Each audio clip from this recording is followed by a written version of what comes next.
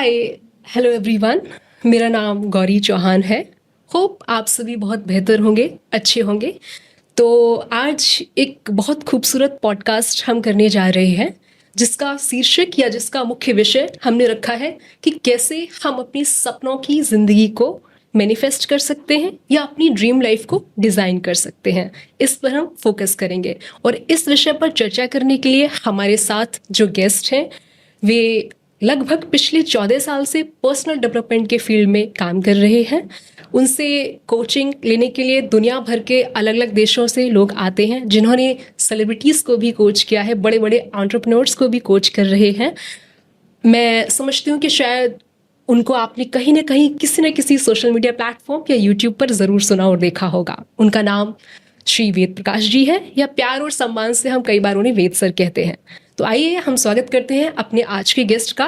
वेद sir, बहुत स्वागत है आपका आज के इस पॉडकास्ट में। Thank you so much Gauri, और बहुत अच्छा लग रहा है पॉडकास्ट विद गौरी पे आके आपके साथ डिस्कशन करके, बात करके।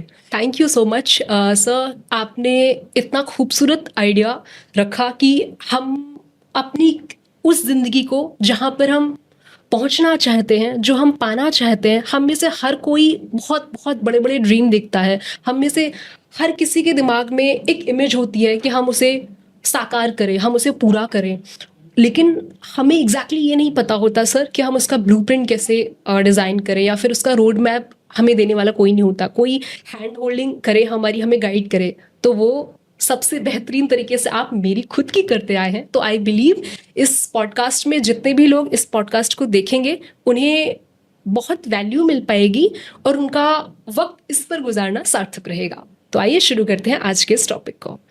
तो सर, जब हम सबसे पहले अपने ड्रीम लाइफ को मैनिफेस्ट करने की बात कर रहे हैं, तो एक ये जो पहला शब्द है मैनिफेस्ट, तो सबसे पहले तो ये समझ लेते हैं कि मैनिफेस्टेशन एग्जैक्टली ये मैनिफेस्ट होता क्या है। क्योंकि हम सब लॉ ऑफ अट्रैक्शन का नाम बहुत पहले से सुनते आ रहे हैं, लेकिन अभी ये शायद मुझे ऐसा लगता है कि सेल्फ हेल्प इंडस्ट्री में जो मैनिफेस्टेशन शब्द है नया इंट्रोड्यूस हुआ है, तो बहुत सारे लोग इन दोनों में फ़र्क नहीं समझते कि क्या है। तो सबसे पहले ये जान लेते हैं कि मैनिफेस्टेशन से हम क्या समझते हैं, या ड्रीम लाइफ को कैसे मैनिफेस्ट करें, इसका एग्जैक्टली मतलब क्या है, और हम कैसे अपने पूरे पॉडकास्ट में इस पर फोकस करने वाले हैं। तो ऐसे शुरू करना चाहिए। बिल्कुल बिल्कुल गौरी, सबसे पहले इस बात को समझते हैं कि जब हम ड्रीम लाइफ की बात करते हैं तो ड्रीम लाइफ का मतलब क्या होता है।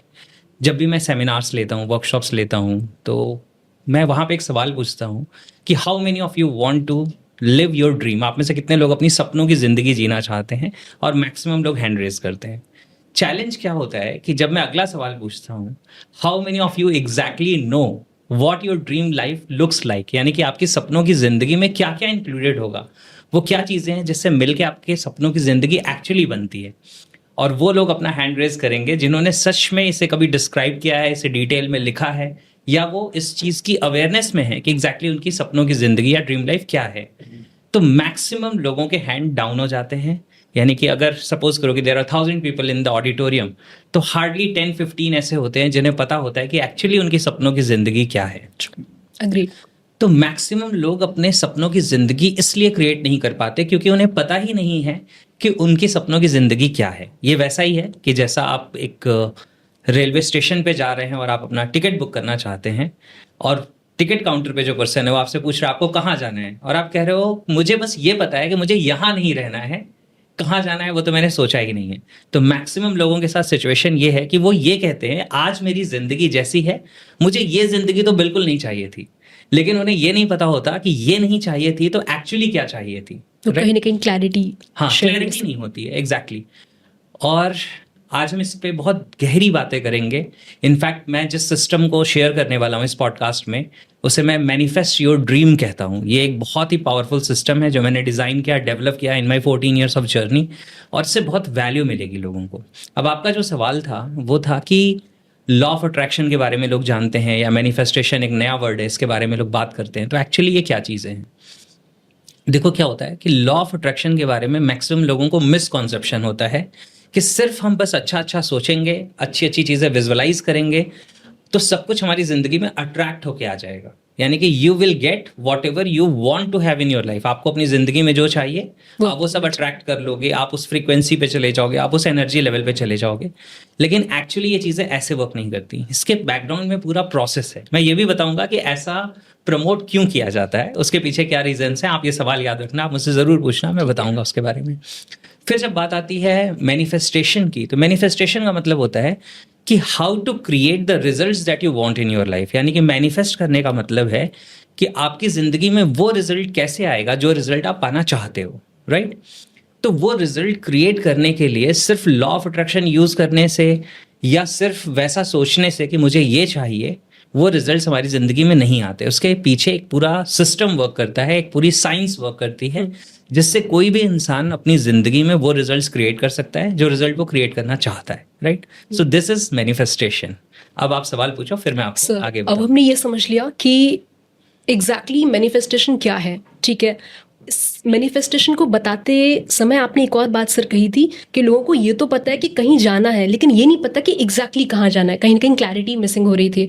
तो जब हम अपनी ड्रीम लाइफ को डिज़ाइन कर रहे हैं तो उसमें ये जो क्लैरिटी का जो रोल है वो कितना इम्पॉर्टेंट है, और क्लैरिटी होना चाहिए ही चाहिए।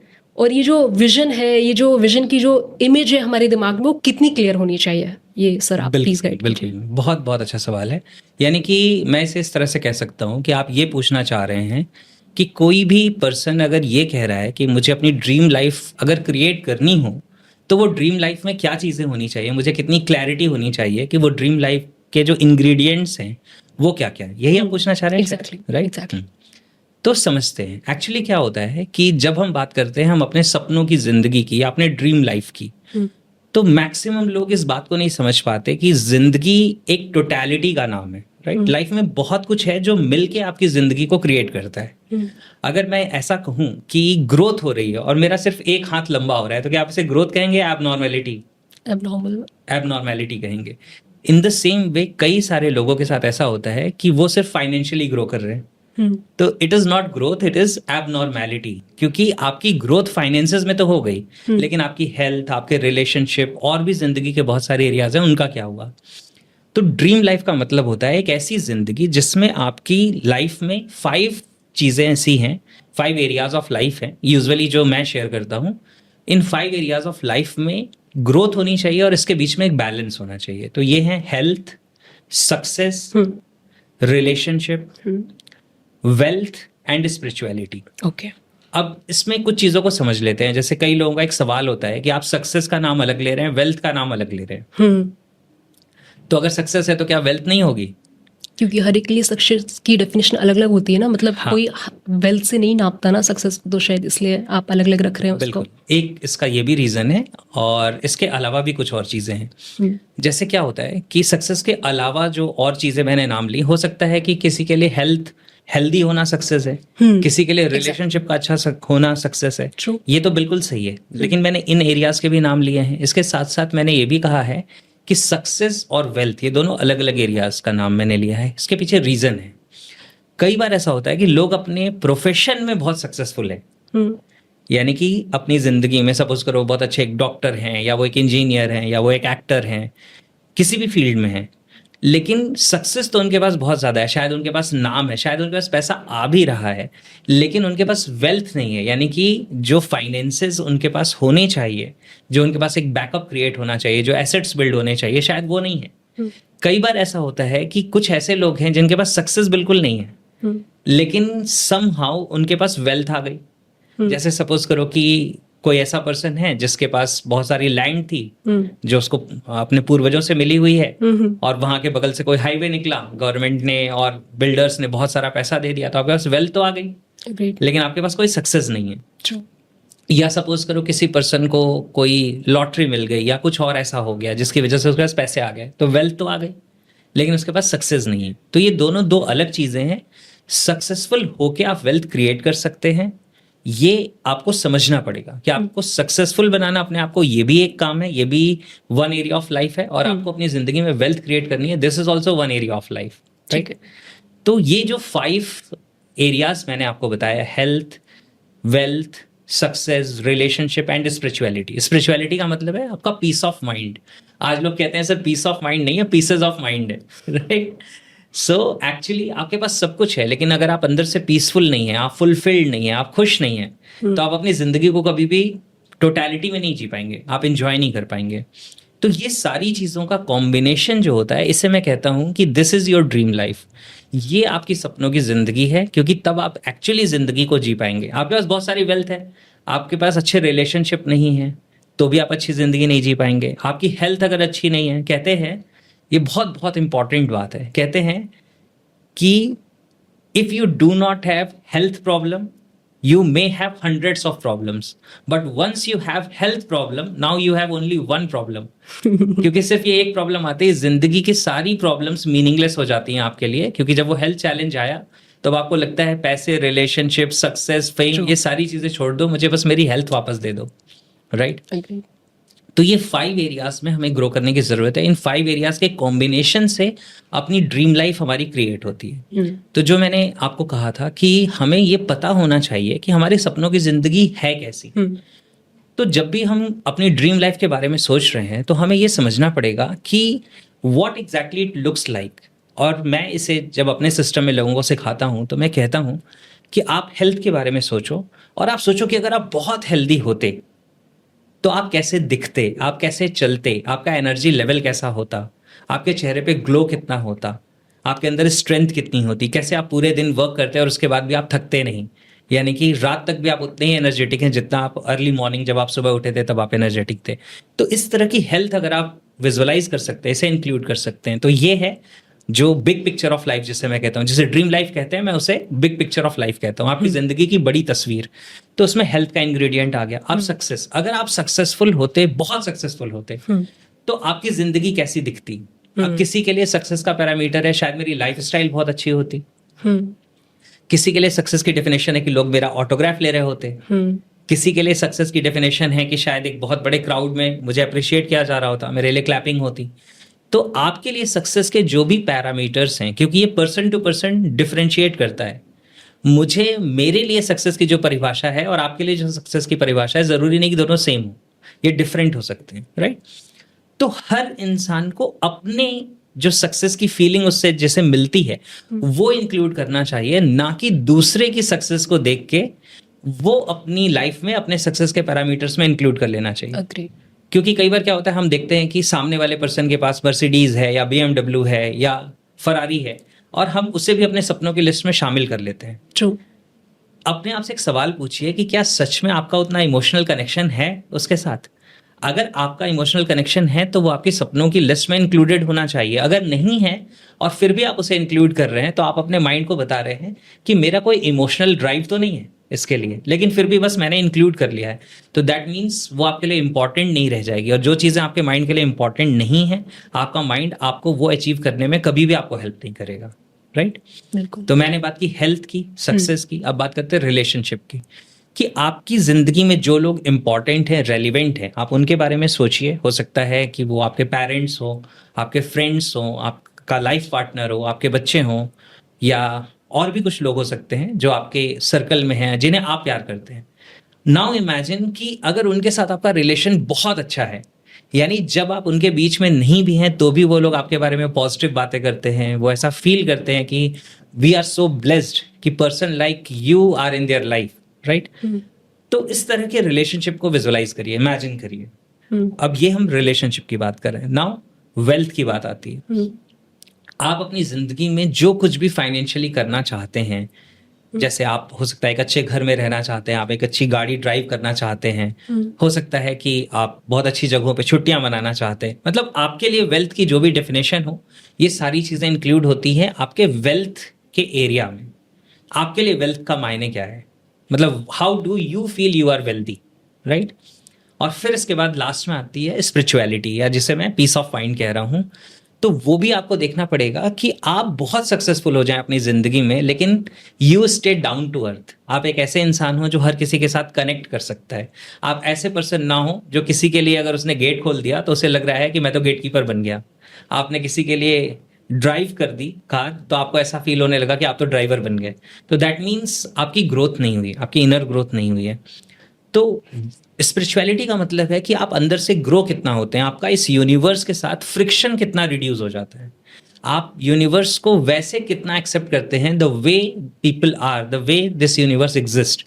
मैं ये नहीं कह रहा कि उसे बदलो नहीं, कुछ खराब है, कुछ गलत हो रहा है तो जरूर बदलो, लेकिन आपका फ्रिक्शन रिड्यूस हो जाए। आप बदलें इसलिए क्योंकि आप बदल सकते हैं, ना कि इसलिए कि अब आपको वो डिस्परेशन हो गया, आप अनकंफर्टेबल हो गए। तो अगर ये 5 एरियाज को हम इस तरीके से टोटलिटी में देखें और इस सबको इंक्लूड करें, so this becomes your big picture of life, right. और अगर आपको अपनी जिंदगी में ये पता है कि मेरी सपनों की जिंदगी क्या है, यानी आप ये सारी चीजें इंक्लूड कर लेते हैं, तब आपने अपने मन को बता दिया है कि मुझे जाना कहाँ है अपनी ज़िंदगी में, मुझे एक्चुअली क्या चाहिए अपनी ज़िंदगी में। फिर आप उस डायरेक्शन में कॉन्शियसली और अनकॉन्शियसली, यानी कि जानबूझ के और ऑटोमेटिकली आप उसी डायरेक्शन में मूव करते रहेंगे, क्योंकि आपको पता है कि आपको चाहिए क्या। इसका एक एग्जांपल देता हूँ। कई बार ऐसा होता है ना कि हम सुपरमार्केट जाते हैं, एक बहुत बड़ा डिपार्टमेंटल स्टोर होता है, ट्रॉली लेते हैं। अब सपोज करो कि आपको घर से ही निकलने से पहले ये पता था कि आपको क्या क्या लेके आना है, और जब आप सुपरमार्केट में पहुंचे, आपका कोई कॉल आ गया, आप उस पर बात करने लगे, लेकिन फिर भी क्या होता है, ऑटोमेटिकली एक हाथ से ट्रॉली लेके आप मूव करते रहते हैं, आप फोन पे हैं, आपका ध्यान वहां है, फिर भी आप वो चीजें पिक करके अपने बास्केट में डाल लेते हैं। ऑटोमेटिक सा हो गया। ऑटोमेटिकली हो जाता है। क्यों? क्योंकि आपको पहले ये पता था कि मुझे अपनी जिंदगी में या मुझे अपने घर में क्या लेके आना है। तो सेम जब हमें ये पता होता है कि हमें अपनी जिंदगी में क्या लेके आना है, तो कॉन्शियसली भी और अनकॉन्शियसली यानी ऑटोमेटिकली भी हम ऐसी चीज़ें करते हैं, हम उन लोगों के साथ कनेक्ट करते हैं, उन अपॉर्चुनिटीज़ के साथ कनेक्ट करते हैं जो हमारी ड्रीम लाइफ को मैनिफेस्ट करने में हमें हेल्प कर सकती है। So this is how this dream life, जो कॉन्सेप्ट की मैं बात कर रहा हूँ, बिग पिक्चर ऑफ लाइफ की बात कर रहा हूँ, इसे हम समझ सकते हैं। और ये हर इंसान का डिफरेंट होगा। आप इंस्पिरेशन ले सकते हैं दूसरे को देख के कि इसकी जिंदगी में ये चीज बहुत अच्छी है, काश मेरी जिंदगी में होती। लेकिन आपको जो अच्छा महसूस कराती है, आपको वही चीजें इंक्लूड करनी है, and then you can actually create your dream life, vision of your dream life, right.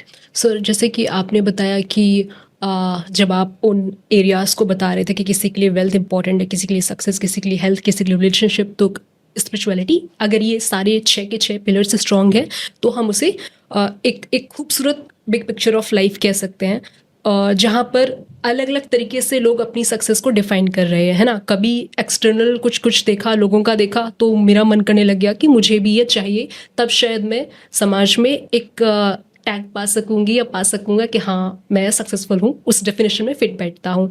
अब पा तो लिया, लेकिन उसको शायद फुलफिलमेंट ना मिले, क्योंकि वो तो अंदर से वो आदमी था ही नहीं ना जो वो चेस कर रहा था, जो बाहर के लोगों को देख करके प्रभावित हो रहा था।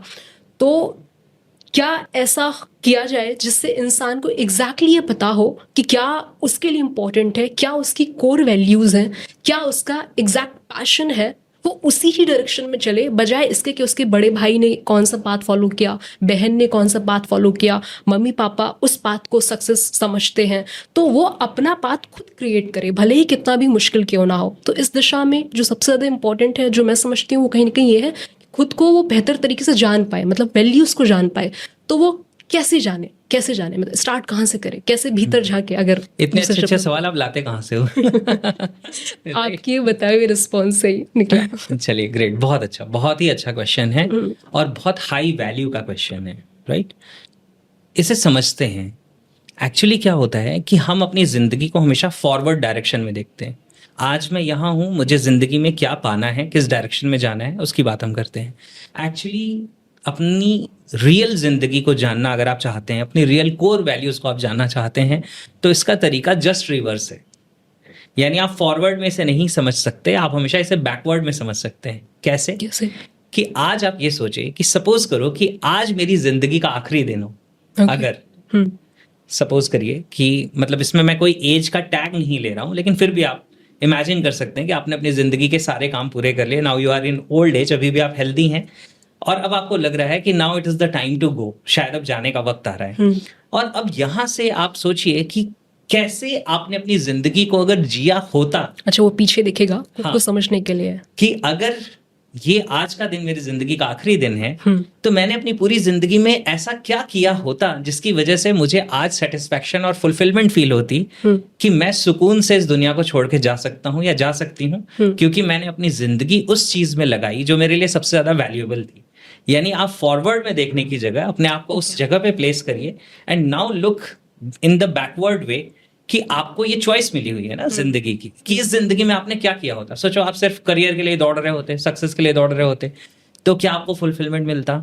या आप अपनी जिंदगी में क्या क्या कर रहे होते, क्या पा चुके होते, आपने अपना टाइम, अपनी एनर्जी, अपना एफर्ट कहाँ लगाया होता, तो आज आपको फील होता कि yes I have actually lived a quality life, मैंने क्वालिटी जिंदगी जी है, मैंने अपना टाइम सही तरीके से इन्वेस्ट किया और मैंने जिंदगी का जूस जो है वो पूरा निचोड़ लिया, यानी कि जितना ये जिंदगी मुझे दे सकती थी उतना मैंने जिंदगी से ले लिया है। तो दिस इज द वे आप अपनी कोर वैल्यूज को समझ पाएंगे पीछे देख करके। पीछे देख। जैसे मैं कई बार कहता हूँ, आज सपोज करो आपकी कोई बात मुझे बुरी लग गई, क्या वो बात मुझे आज से 1 साल बाद बुरी लगेगी? वो हल्का हो जाएगा, पीछे कहीं ब्लर हो जाएगी वो, बिल्कुल बुरी लगना। हाँ, और अगर मुझे ये पता चल जाए कि आज का दिन मेरी जिंदगी का आखिरी दिन है, तो क्या आपकी बात बुरा मान के मैं बैठूंगा आज? नहीं, बिल्कुल नहीं। अब सवाल ही नहीं पैदा करेगी, होता। दिमाग में ही नहीं आएगी। तो आपको पता है कि आपकी जिंदगी का या मेरी जिंदगी का आखिरी दिन कौन सा है? किसी को never नहीं know. पता। हाँ, तो फिर हम इन चीजों को कैरी क्यों करते रहते हैं? true। राइट, क्योंकि बाद में रिग्रेट करने के अलावा और कुछ नहीं रह जाता। आप आज किसी से बुरा मान जाते हैं, अगर कल को वो इंसान दुनिया में नहीं रहा, आप गिल्ट में मर जाएंगे कि मैं क्यों माफ उससे नहीं कर पाया। लास्ट टाइम पे इस तरीके से मैंने बिहेव किया, है ना? True, true, true। So, हम अपनी जिंदगी को इस तरह से क्यों ना जिए कि मानो कि आज ये जिंदगी का आखिरी दिन है और हमने अपना दिन उसमें लगाया, अपनी जिंदगी उसमें लगाई जिस वे में हम इसे बेस्ट तरीके से जी सकते थे। ठीक है। एक्चुअली होता क्या है ना, हम सबके अंदर एक फीलिंग होती है कि हमें जो फ्यूचर है वो अनलिमिटेड नजर आता है। मतलब हमें लगता है इतनी जल्दी भी क्या है, अभी बहुत जिंदगी पड़ी है, अभी बहुत जिंदगी पड़ी है। और जब जिंदगी खत्म होती है उस समय ये एहसास होता है कि कितनी फास्ट जिंदगी बीत गई, पता ही नहीं चला। राइट, जैसे मैं एक सिंपल सा सवाल पूछता हूँ हर सेमिनार, हर वर्कशॉप में पूछता हूँ कि अभी तक की आपकी जिंदगी, जब मैं ऑडिटोरियम में हूँ जहाँ पे हजारों लोग हैं, तो मैं एक सवाल पूछता हूँ।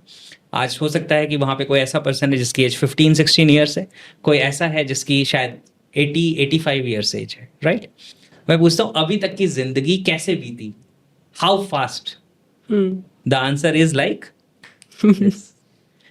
क्योंकि आज आपकी उम्र 15 साल हो, 25 साल हो, 35 साल हो या 85 साल हो, आपकी जिंदगी अभी तक की जो बीत चुकी है, वो कहते हैं it is just a blink of an eye, मतलब पलक झपकने में आपकी जिंदगी यूं बीत गई। तो जिंदगी कैसे बीत जाएगी पता नहीं चलेगा। तो बेहतर है कि हम इसे सही ट्रैक पे बिताएं, क्योंकि आपकी जिंदगी में सिर्फ एक चीज आपकी है, पता है क्या? वो है आपका टाइम, और कोई भी चीज आपकी नहीं है। How you utilize your time, आप अपने समय को यूज कैसे करते हैं, यूटिलाइज कैसे करते हैं। आप पैसे खर्च करेंगे, आप दोबारा क्रिएट कर सकते हैं।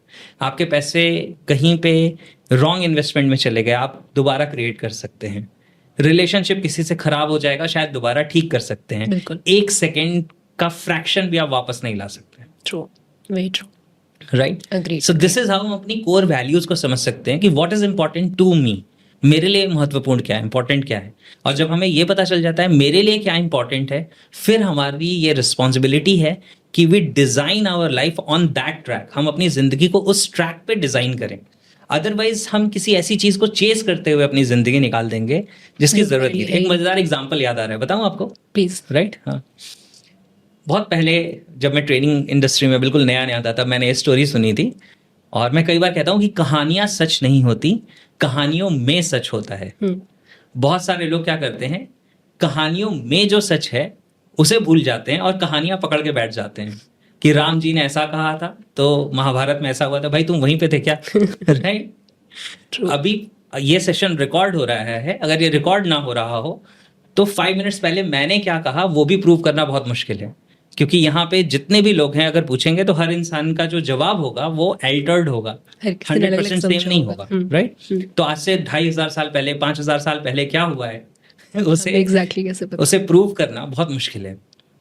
तो आपको मजेदार एक इंसिडेंस बताता हूँ कि कितना फर्क पड़ता है ये समझने से कि हम जो कर रहे हैं वो क्यों कर रहे हैं।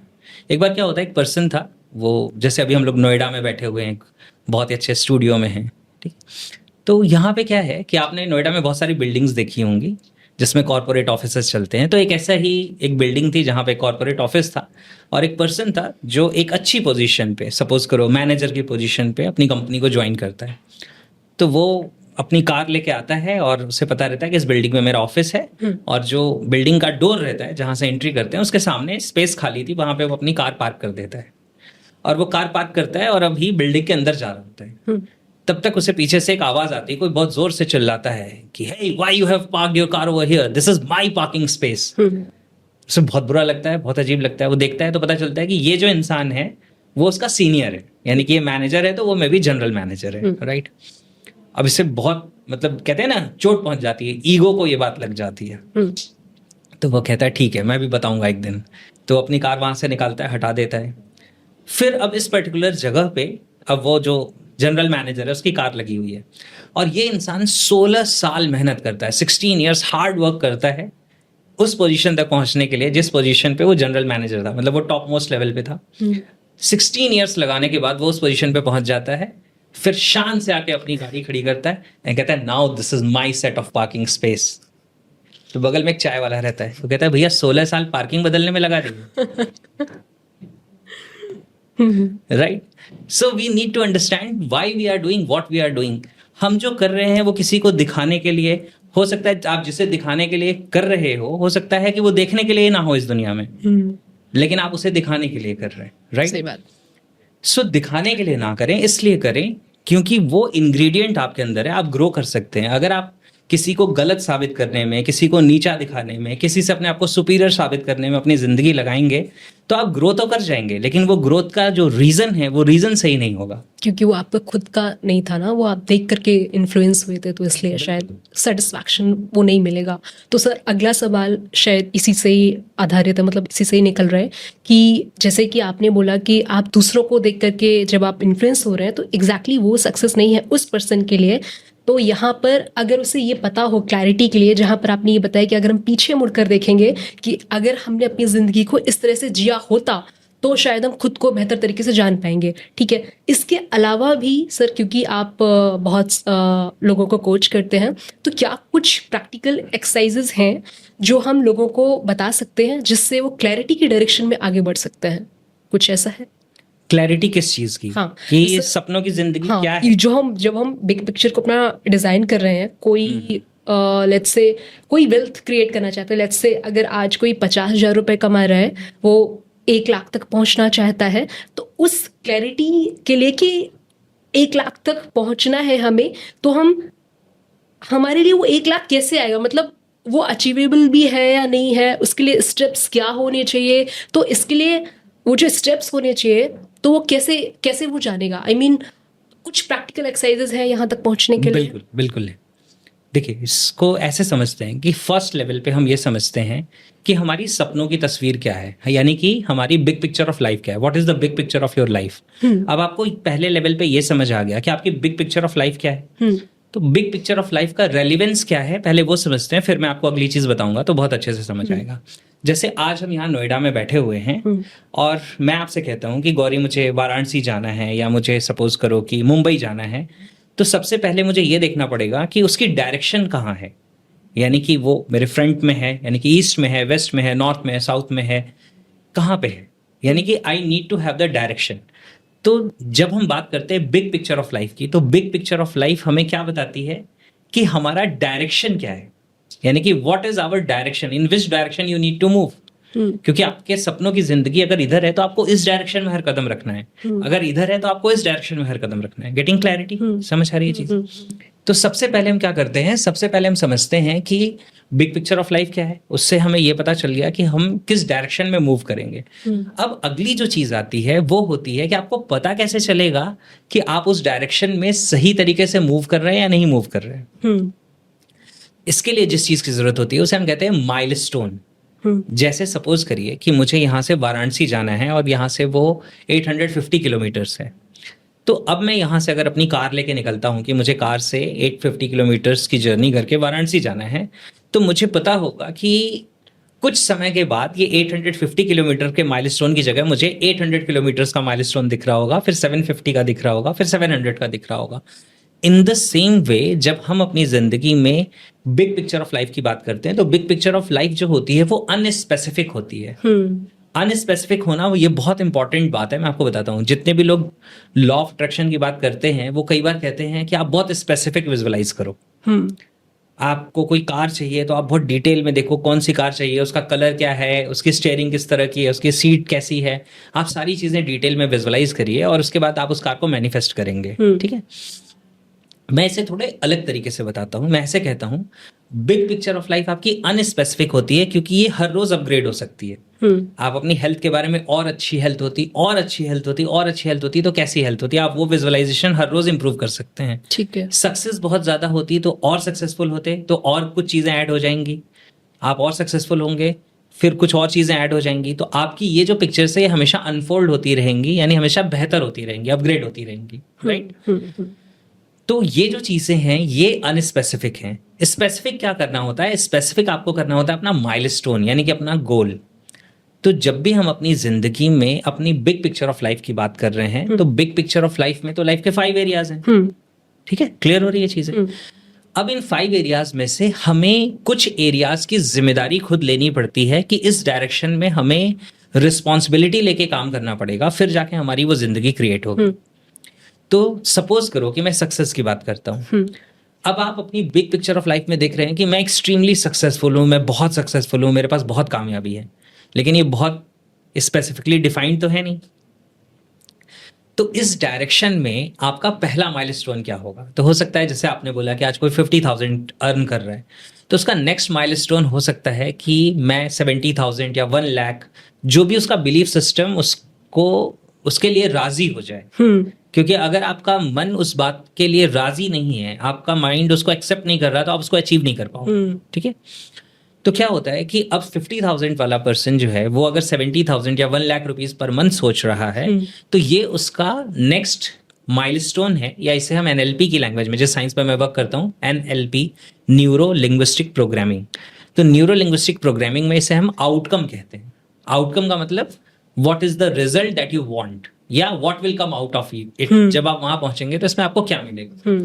तो अब आपको क्या करना है कि अब आपको अपने लिए कॉन्शियसली, आप सीधे डायरेक्टली बिग पिक्चर के लिए रोड मैप नहीं बना सकते, लेकिन आप अपने अगले माइलस्टोन के लिए रोड मैप, जब हम उसे छोटे छोटे स्टेप्स में डिवाइड करेंगे, तो जैसे सपोज करो कोई कहता है कि मैं बहुत सक्सेसफुल होना चाहता हूँ। अच्छा, आप बहुत सक्सेसफुल होगे तो क्या होगा? मेरे पास बहुत सारी वेल्थ होगी, करोड़ों रुपए होंगे शायद, मैं एक एग्जांपल ले रहा हूँ, ठीक है, कोई बात नहीं। अभी आप क्या अर्न करते हो? वो कहता है अभी तो मैं 50,000 अर्न करता हूँ। तो क्या करोड़ों रुपए की प्लानिंग आप आज बना सकते हो? वो बहुत मतलब वो ब्रेक नहीं कर सकते ना, उसके लिए स्टेप्स डिजाइन नहीं कर सकते शायद। तो वो करोड़ों की प्लानिंग आज इसलिए नहीं कर सकते क्योंकि उनके पास अभी उस तरह का एक्सपीरियंस नहीं है, अभी उस तरह के उनके पास रेफरेंसेस नहीं है, राइट।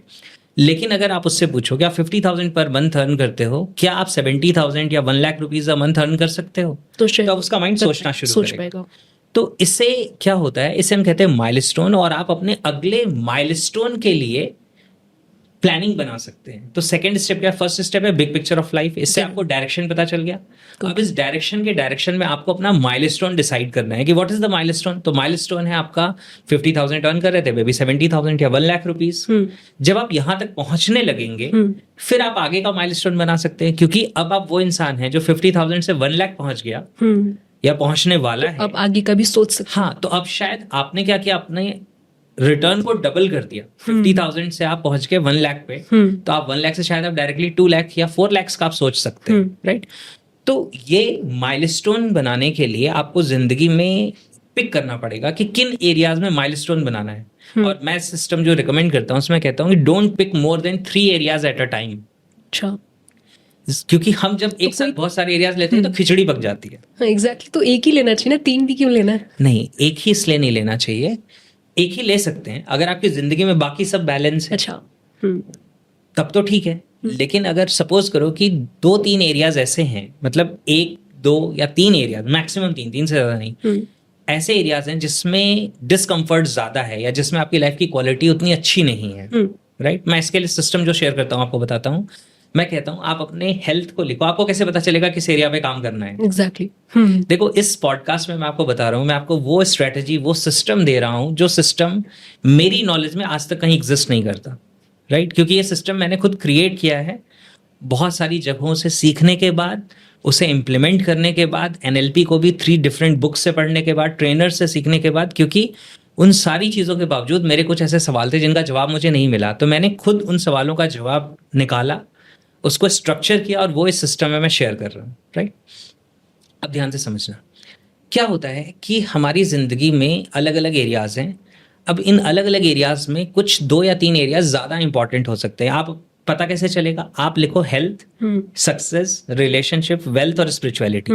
अब आप अपने आप से ये सोचिए कि अगर मुझे अपनी हेल्थ को मार्क्स देने हो तो मैं कितने तो 1 से 10 के स्केल पे हेल्थ को मैं अपने आप को कितने मार्क्स दूं? तो 1 से 10 के 1 being the lowest, 10 being the highest. तो हो सकता है आज आप कहें कि मेरी हेल्थ शायद 6-7 पे है।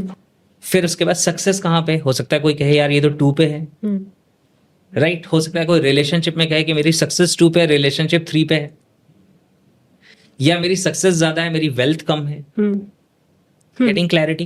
तो अब आप ये देखो कि कौन से ऐसे एरियाज हैं जिसमें 5 या 5 से कम आ रहे हैं, और उन एरियाज को और 5 देने को अवॉइड करना चाहिए, क्योंकि वरना आप सब में अपने आप को एवरेज मार्किंग देके निकल जाते हैं, राइट? तो हमें क्या करना चाहिए कि सपोज करो कि किसी में आपके 3 हैं, किसी में 4 हैं, तो अब आप ऐसे एरियाज को पिक करिए। तो 2 to 3 एरियाज को आप एट अ टाइम ले सकते हैं। जैसे जैसे मैं सिस्टम में आगे चलूंगा मैं आपको पूरी क्लैरिटी दूंगा कि इस 3 को पिक करने के बाद भी क्या करना है। तो आप सपोज करो कि आपने इसमें 2 चीज़ें ले ली, मैं 2 की बात कर लेता हूँ, चलो आपके उस पर आ जाते हैं कि इतनी क्यों करनी है। तो ठीक है, सपोज करो कि आपने ले लिया कि मुझे अपनी हेल्थ पे वर्क करना है और अपने सक्सेस पे काम करना है। ये 2 एरियाज मेरे लिए भी ज़्यादा इंपॉर्टेंट है। अब आपने हेल्थ को पिक किया क्योंकि हेल्थ में मार्क्स कम थे, सक्सेस में मार्क्स कम थे। अब आपको हेल्थ के लिए भी माइलस्टोन बनाना है और सक्सेस के लिए भी माइलस्टोन बनाना है, लेकिन ये माइलस्टोन सेपरेटली बनाने हैं। अच्छा, एक साथ नहीं बनाने। ये सारी गलतियां मैंने करके देखी हुई हैं। जब मैं आउटकम मास्टरी सीखता था, जब मैं एनएलपी की चीज़ें, गोल सेटिंग सीखता था, तो मैं क्या करता था कि इन्होंने बोला सपनों की ज़िंदगी क्रिएट करनी चाहिए, आपको अपने ड्रीम्स लिखने हैं, आपको गोल्स लिखने हैं। अब मैंने 15-20 गोल्स लिख लिए। अब मुझे समझ ही नहीं आ रहा कि इसमें से किस गोल के लिए स्ट्रैटेजी बनानी है, किस गोल के लिए विजुअलाइजेशन करना है, कौन सा गोल अपने आप हो जाएगा। तभी तो मैं कह रही थी कि एक लेते हो, एक ही पे फोकस करता है शायद। हाँ। तो इस वजह से क्या है कि आप 1, 2 या 3 एरियाज लेंगे और उसके माइलस्टोन लिखेंगे सेपरेटली। तो सपोज करो हेल्थ में आपने माइलस्टोन लिखा। एक समय पे मेरा वेट 83 kg हुआ करता था, अभी अराउंड 74.5 के रेंज में रहता है। 72 मेरा आउटकम है, that means that is the milestone. ठीक है, तो क्या है कि वो एक माइलस्टोन मैंने पिक किया कि this should be my weight, this is my milestone, यानी कि ये वो जगह है जहां तक मुझे पहुंचना है। क्लियर हो रही है चीजें? अब इसी तरीके से आप लिख सकते हो कि सक्सेस में सपोज करिए कि आप 50,000 पर मंथ अर्न कर रहे हैं, 1 लाख रुपीज आप अर्न करना चाहते हैं, तो आपने लिखा कि 1 लाख रुपीज। अब आपके 2 अलग अलग माइलस्टोन्स बन गए। अब ये दोनों की स्ट्रेटजीज तो अलग अलग होंगी ना। हेल्थ के लिए आप अलग काम करोगे और आप सक्सेस के लिए अलग काम करोगे। तो अब आपने जो माइलस्टोन लिखा है, अब हेल्थ की आप स्ट्रेटजी, ये स्टेप नंबर 3 है, यानी कि फर्स्ट में big picture of life, second में माइलस्टोन्स। तो आपके 2-3 एरियाज जो आपने आइडेंटिफाई किए, उनके एक माइलस्टोन, सारे माइलस्टोन नहीं, हेल्थ के सारे गोल्स नहीं। अच्छा। मतलब ये नहीं कि इस एज में मुझे यहाँ पहुंचना है, इसमें नहीं, अभी आप अभी हेल्थ में अपने क्या रिजल्ट चाहते हैं। मे बी आप एक वेट चाहते हैं, अपना बीपी नॉर्मल करना चाहते हैं, ब्लड शुगर नॉर्मल करना चाहते हैं, कुछ भी और ऐसा है, वो आपने लिख लिया।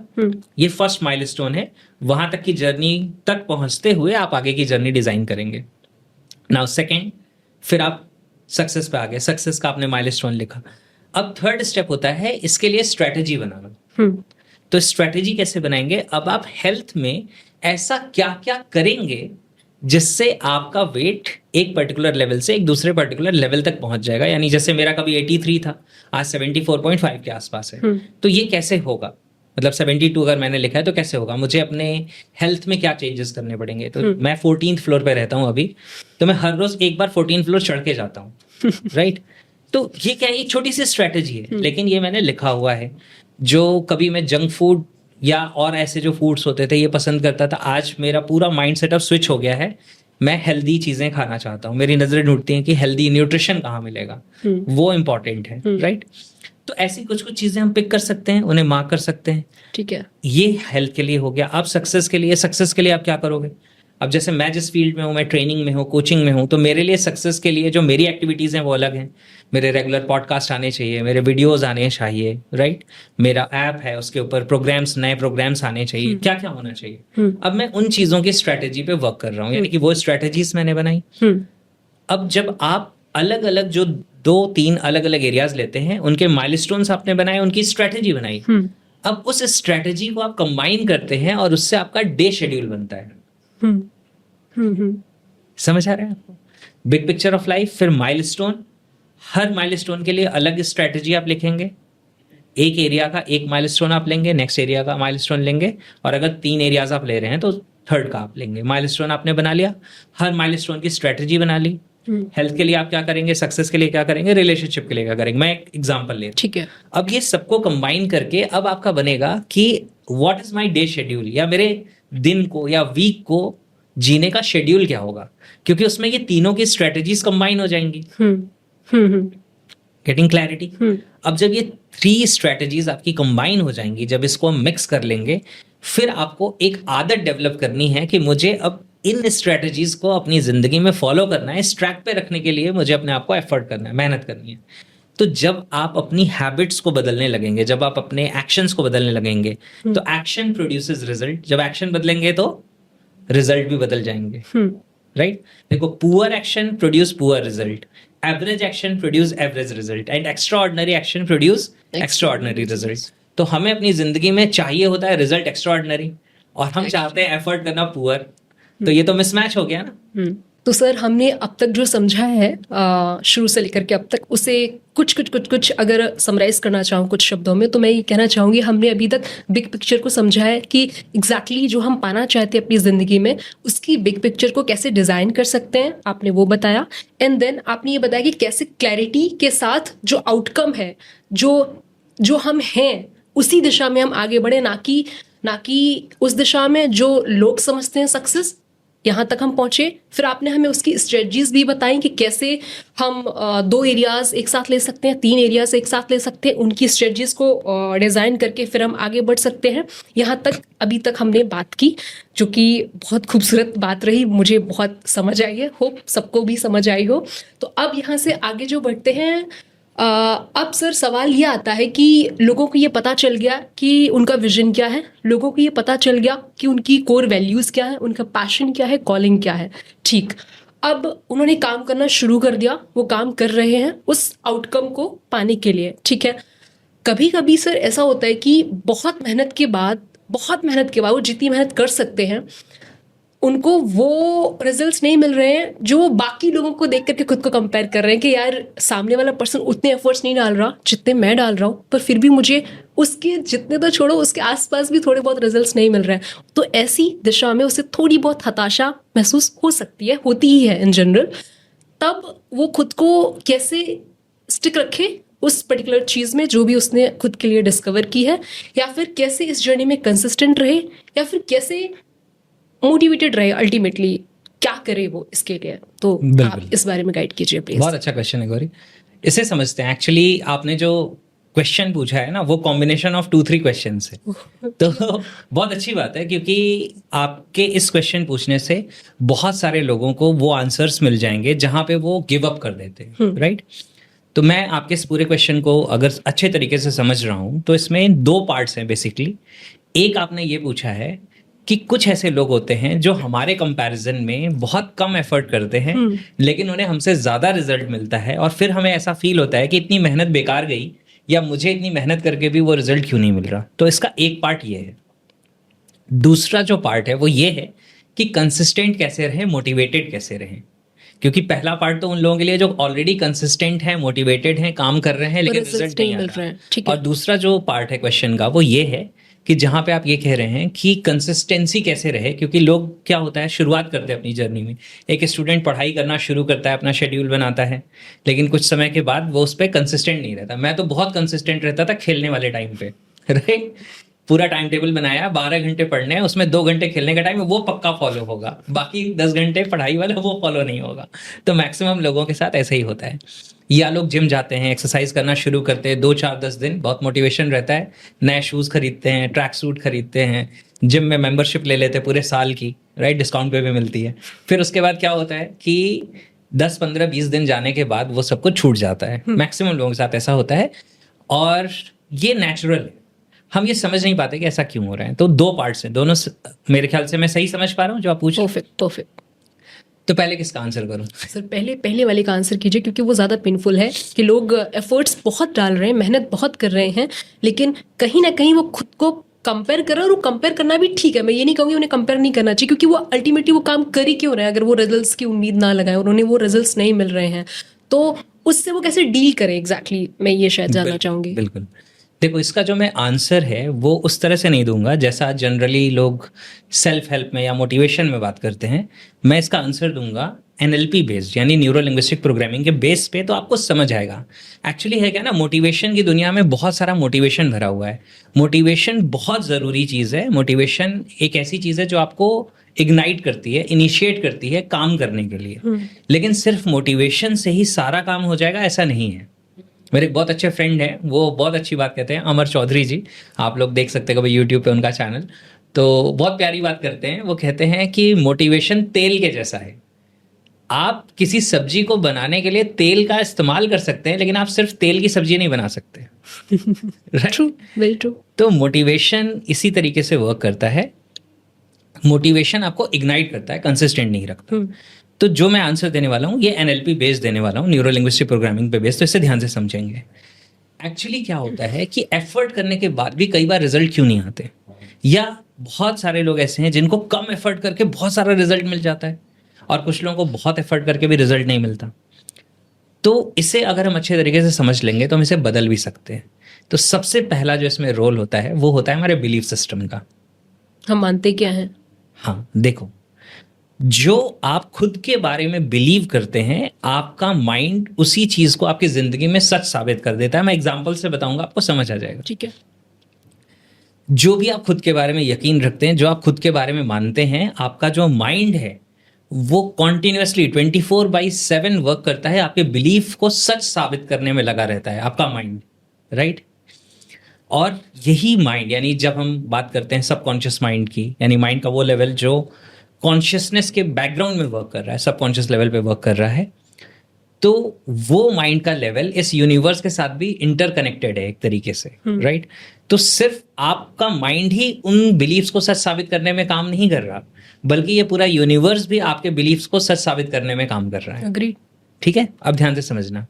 जिस इंसान का ये यकीन है, ये बिलीफ है कि कितनी भी मेहनत करो मुझे तो रिजल्ट्स नहीं मिलते, वो कितनी भी मेहनत कर ले उसे रिजल्ट नहीं मिलेंगे। इसलिए नहीं क्योंकि वो मेहनत कर रहा है, मेहनत नहीं कर रहा है, इस वजह से क्योंकि उसका बिलीफ है कि मैं कितनी भी मेहनत कर लूं मुझे रिजल्ट नहीं मिलते। पर सर वो कोई ऐसा बिलीव क्यों बनाएगा? मतलब कोई आप लोगों की कन्वर्सेशन सुनो। अच्छा, मैं आपको बताता हूँ ध्यान से। आपने कितने लोगों का सुना, मैं कितना भी कुछ कर लूं मुझे तो मिलता नहीं? सुना है लोगों की लैंग्वेज? वो लोग शायद उतने सजग नहीं रहते क्या बोल रहे हैं, तो ऐसा बोल देते हैं। और वो ऐसा बोल रहे होते हैं और ऐसा ही उनकी जिंदगी में हो रहा होता है। क्योंकि जब हम बोलते हैं, अगर एनएलपी वाइज में बात करूं, जब हम बोलते हैं तो हमारा बोलना अनकॉन्शियस होता है, यानी ऑटोमेटिक होता है। जब हम बोलते हैं तो हम जो बिलीव करते हैं उसके अकॉर्डिंग ही हमारे शब्द, हमारी वर्डिंग्स, हमारी लैंग्वेज निकलती है। तो वो ये बता रही है कि आपके मन के अंदर की प्रोग्रामिंग क्या है। तो जो इंसान ये कहता है अरे यार मैं तो कुछ भी कर लूं मुझे रिजल्ट्स नहीं मिलते, यानी उसके माइंड के अंदर का बिलीफ, उसकी प्रोग्रामिंग ये है कि मैं कितना भी एफर्ट करूं मुझे रिजल्ट्स नहीं मिलते। तो मैक्सिमम केसेस में वो खुद के खिलाफ एक ऐसा गेम खेलता है इंसान कि लास्ट मोमेंट तक जाके कोई ना कोई चीज़ खराब हो जाती है। और इसी जगह पे जाके एस्ट्रोलॉजर्स की बात सच हो जाती है। जब आप किसी एस्ट्रोलॉजर के पास जाते हैं तो वो कहता है कि बच्चा तुम बहुत अच्छे इंसान हो, तुम मेहनत बहुत करते हो, लेकिन आखिरी में तुम्हारी चीज़ खराब हो जाती है जिससे तुम्हें रिजल्ट नहीं मिलते, और आप कहते हो बस बाबा जी आप ही की ज़रूरत थी, राइट। क्योंकि ये बात मैक्सिमम लोगों के लिए सच हो जाती है। तो बिलीफ सिस्टम का रोल समझना, जो ये करता है बिलीव, मैं जितना एफर्ट करता हूँ मुझे उसके अकॉर्डिंग रिजल्ट मिलता है, उसे अपने एफर्ट के अकॉर्डिंग रिजल्ट्स मिल जाते हैं। और जो ये यकीन करता है कि मैं तो एफर्ट्स जितने करता हूँ लेकिन रिजल्ट्स मुझे पता नहीं यूनिवर्स में अनलिमिटेड अनफोल्ड टाइम्स कहाँ से मिलते हैं, उसका माइंड इसी बात को सच साबित कर देता है। तो एक रीज़न है, और भी रीजंस बताऊंगा। तो पहला रीज़न समझ आया आपको? तो बहुत बड़ा रीज़न है कि आपके माइंड में खुद की पिक्चर क्या है। अगर जैसे मैंने एक सिंगर को सजेशन दिया था, उन्होंने लिखा था स्ट्रगलिंग आर्टिस्ट, तो मैंने उनको इंस्टाग्राम पे मैसेज करके बोला, स्ट्रगलिंग शब्द है शायद इसी वजह से वो स्ट्रगल ही करता रहेगा। अगर आप अपने आप को स्ट्रगलिंग कह रहे हो तो you will keep on struggling, because your mind will keep you consistent with your belief system. आपके बिलीफ सिस्टम के साथ आपको कंसिस्टेंट रखेगा, राइट। Getting clarity? तो अगर आप खुद के साथ ये बिलीफ सिस्टम रखते हो कि मैं जितना भी एफर्ट करता हूँ या मैं जितनी भी एफर्ट करती हूँ मुझे उस रेशियो में या उससे भी ज़्यादा रिटर्न मिलता है, उससे भी ज़्यादा रिवॉर्ड्स मिलते हैं इस दुनिया में, इस ज़िंदगी में, तो आपको मिलेंगे। ये आपका बिलीफ सिस्टम का गेम है। अदरवाइज आप गिव अप कर दोगे, आप खो दोगे, आप छोड़ दोगे। आपको पता नहीं चलेगा ये कैसे हो रहा है, लेकिन ये ऐसी ही चीजें हो जाती हैं। अपॉर्चुनिटीज आएंगी, सामने से निकल जाएंगी, आपको नहीं मिलेंगी। सर इसका हल क्या है, मतलब कैसे कोई सजग रहे फिर? बिल्कुल, सिर्फ कॉन्शियसनेस से फर्क नहीं पड़ेगा, आपको अपना बिलीफ सिस्टम चेंज करना पड़ेगा। You will need to change your self image, you will need to change your self talk. आप अपने आप से बात क्या करते हैं, आप अपनी इमेज में क्या देखते हैं। अगर आप अपने आप को सक्सेसफुल देखते हैं, अगर आप अपने आप को ग्रोथ में देखते हैं, अगर आप अपने चारों तरफ फाइनेंसेस देखते हैं या सक्सेस देखते हैं, तो आपके बिलीफ सिस्टम उसी के अकॉर्डिंग अपग्रेड हो जाएंगे। और अगर आप वो इमेजेस नहीं क्रिएट करते तो आप हमेशा उन चीज़ों को लेके स्ट्रगल करते रहेंगे। गेटिंग क्लैरिटी, समझ आ रही है चीज़ें? क्योंकि अगर मेरा बिलीफ सिस्टम है कि यार मुझे तो फाइनेंसेस नहीं मिलते या तो मेरे पास हमेशा पैसे की तंगी रहती है, तो ये जो स्टेटमेंट मेरा है ये मेरे माइंड की उस इमेज से मैच कर रहा है जिस इमेज में मैं अपने आप को हमेशा क्रंचेस में देख रहा हूँ, परेशानियां में देख रहा हूँ। लेकिन अगर मेरे खुद के माइंड में मेरी इमेज एबंडेंस की है, मैं अपने आप को अच्छा ट्रेवल करता हुआ देख रहा हूँ, अच्छी लाइफस्टाइल जीते हुए देख रहा हूँ, अच्छे लोगों से कनेक्ट करता हुआ देख रहा हूँ, फाइनेंशियल फ्लो अच्छा देख रहा हूँ, तो मेरा बिलीफ सिस्टम उसी के अकॉर्डिंग अपग्रेड हो जाएगा। तो इससे हम कहते हैं your behaviour is consistent to the images of your mind. यानी आपके मन के अंदर जो इमेजेस हैं वैसे ही आपके बिहेवियर्स हो जाते हैं, वैसे ही आपके एक्शन हो जाते हैं, वैसे ही आपका बिलीफ सिस्टम हो जाता है।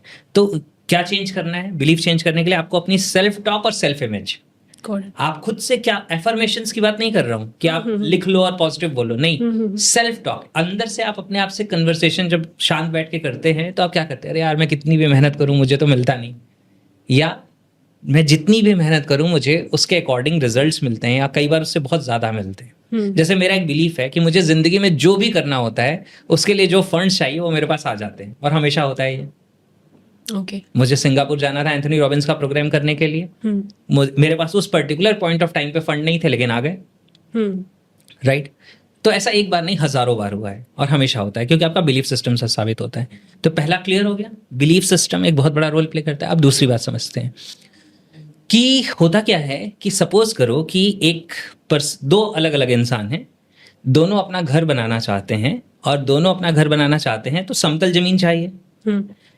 जमीन को समतल करने के लिए दोनों क्या कर रहे हैं, एक एक ट्रक मिट्टी लेके आ रहे हैं और वो मिट्टी जमीन पे डाल के समतल करने की कोशिश कर रहे हैं, और दोनों ने एक एक ट्रक मिट्टी मंगवाई है और वो डाल के समतल कर रहे हैं। लेकिन एक की जमीन में सिर्फ कुछ ऊपर नीचे था, अनइजीनेस थी, और एक की जमीन में 10 फीट का गड्ढा था।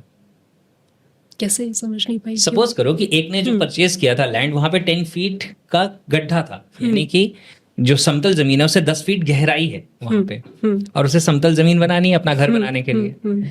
तो दोनों ने इक्वल एफर्ट किए, तो क्या इक्वल रिजल्ट दोनों को मिल जाएंगे सेम टाइम में, दोनों बेस लेवल पे आ जाएंगे? नहीं, क्योंकि वो दूसरे वाले के साथ तो उतना गहरा गड्ढा था उसको। इन द सेम वे कई बार हम दूसरे जिन लोगों के रिजल्ट को देखते हैं कि इन्हें जल्दी रिजल्ट मिल गए, शायद उन्होंने समतल जमीन से शुरुआत की थी। कहीं ना कहीं हो सकता है हमने गड्ढे से शुरुआत की थी, हो सकता है हमें कॉन्शियसली नहीं दिख रहा, लेकिन कई बार ऐसा होता है, क्योंकि जिंदगी में आज तक आपने जो कुछ भी किया है, जैसा सोचा है, वो सबका कॉम्बिनेशन है कि आज आप किस लेवल पे हैं अपनी जिंदगी में, और बहुत बड़ा रोल है आपके बिलीफ सिस्टम का।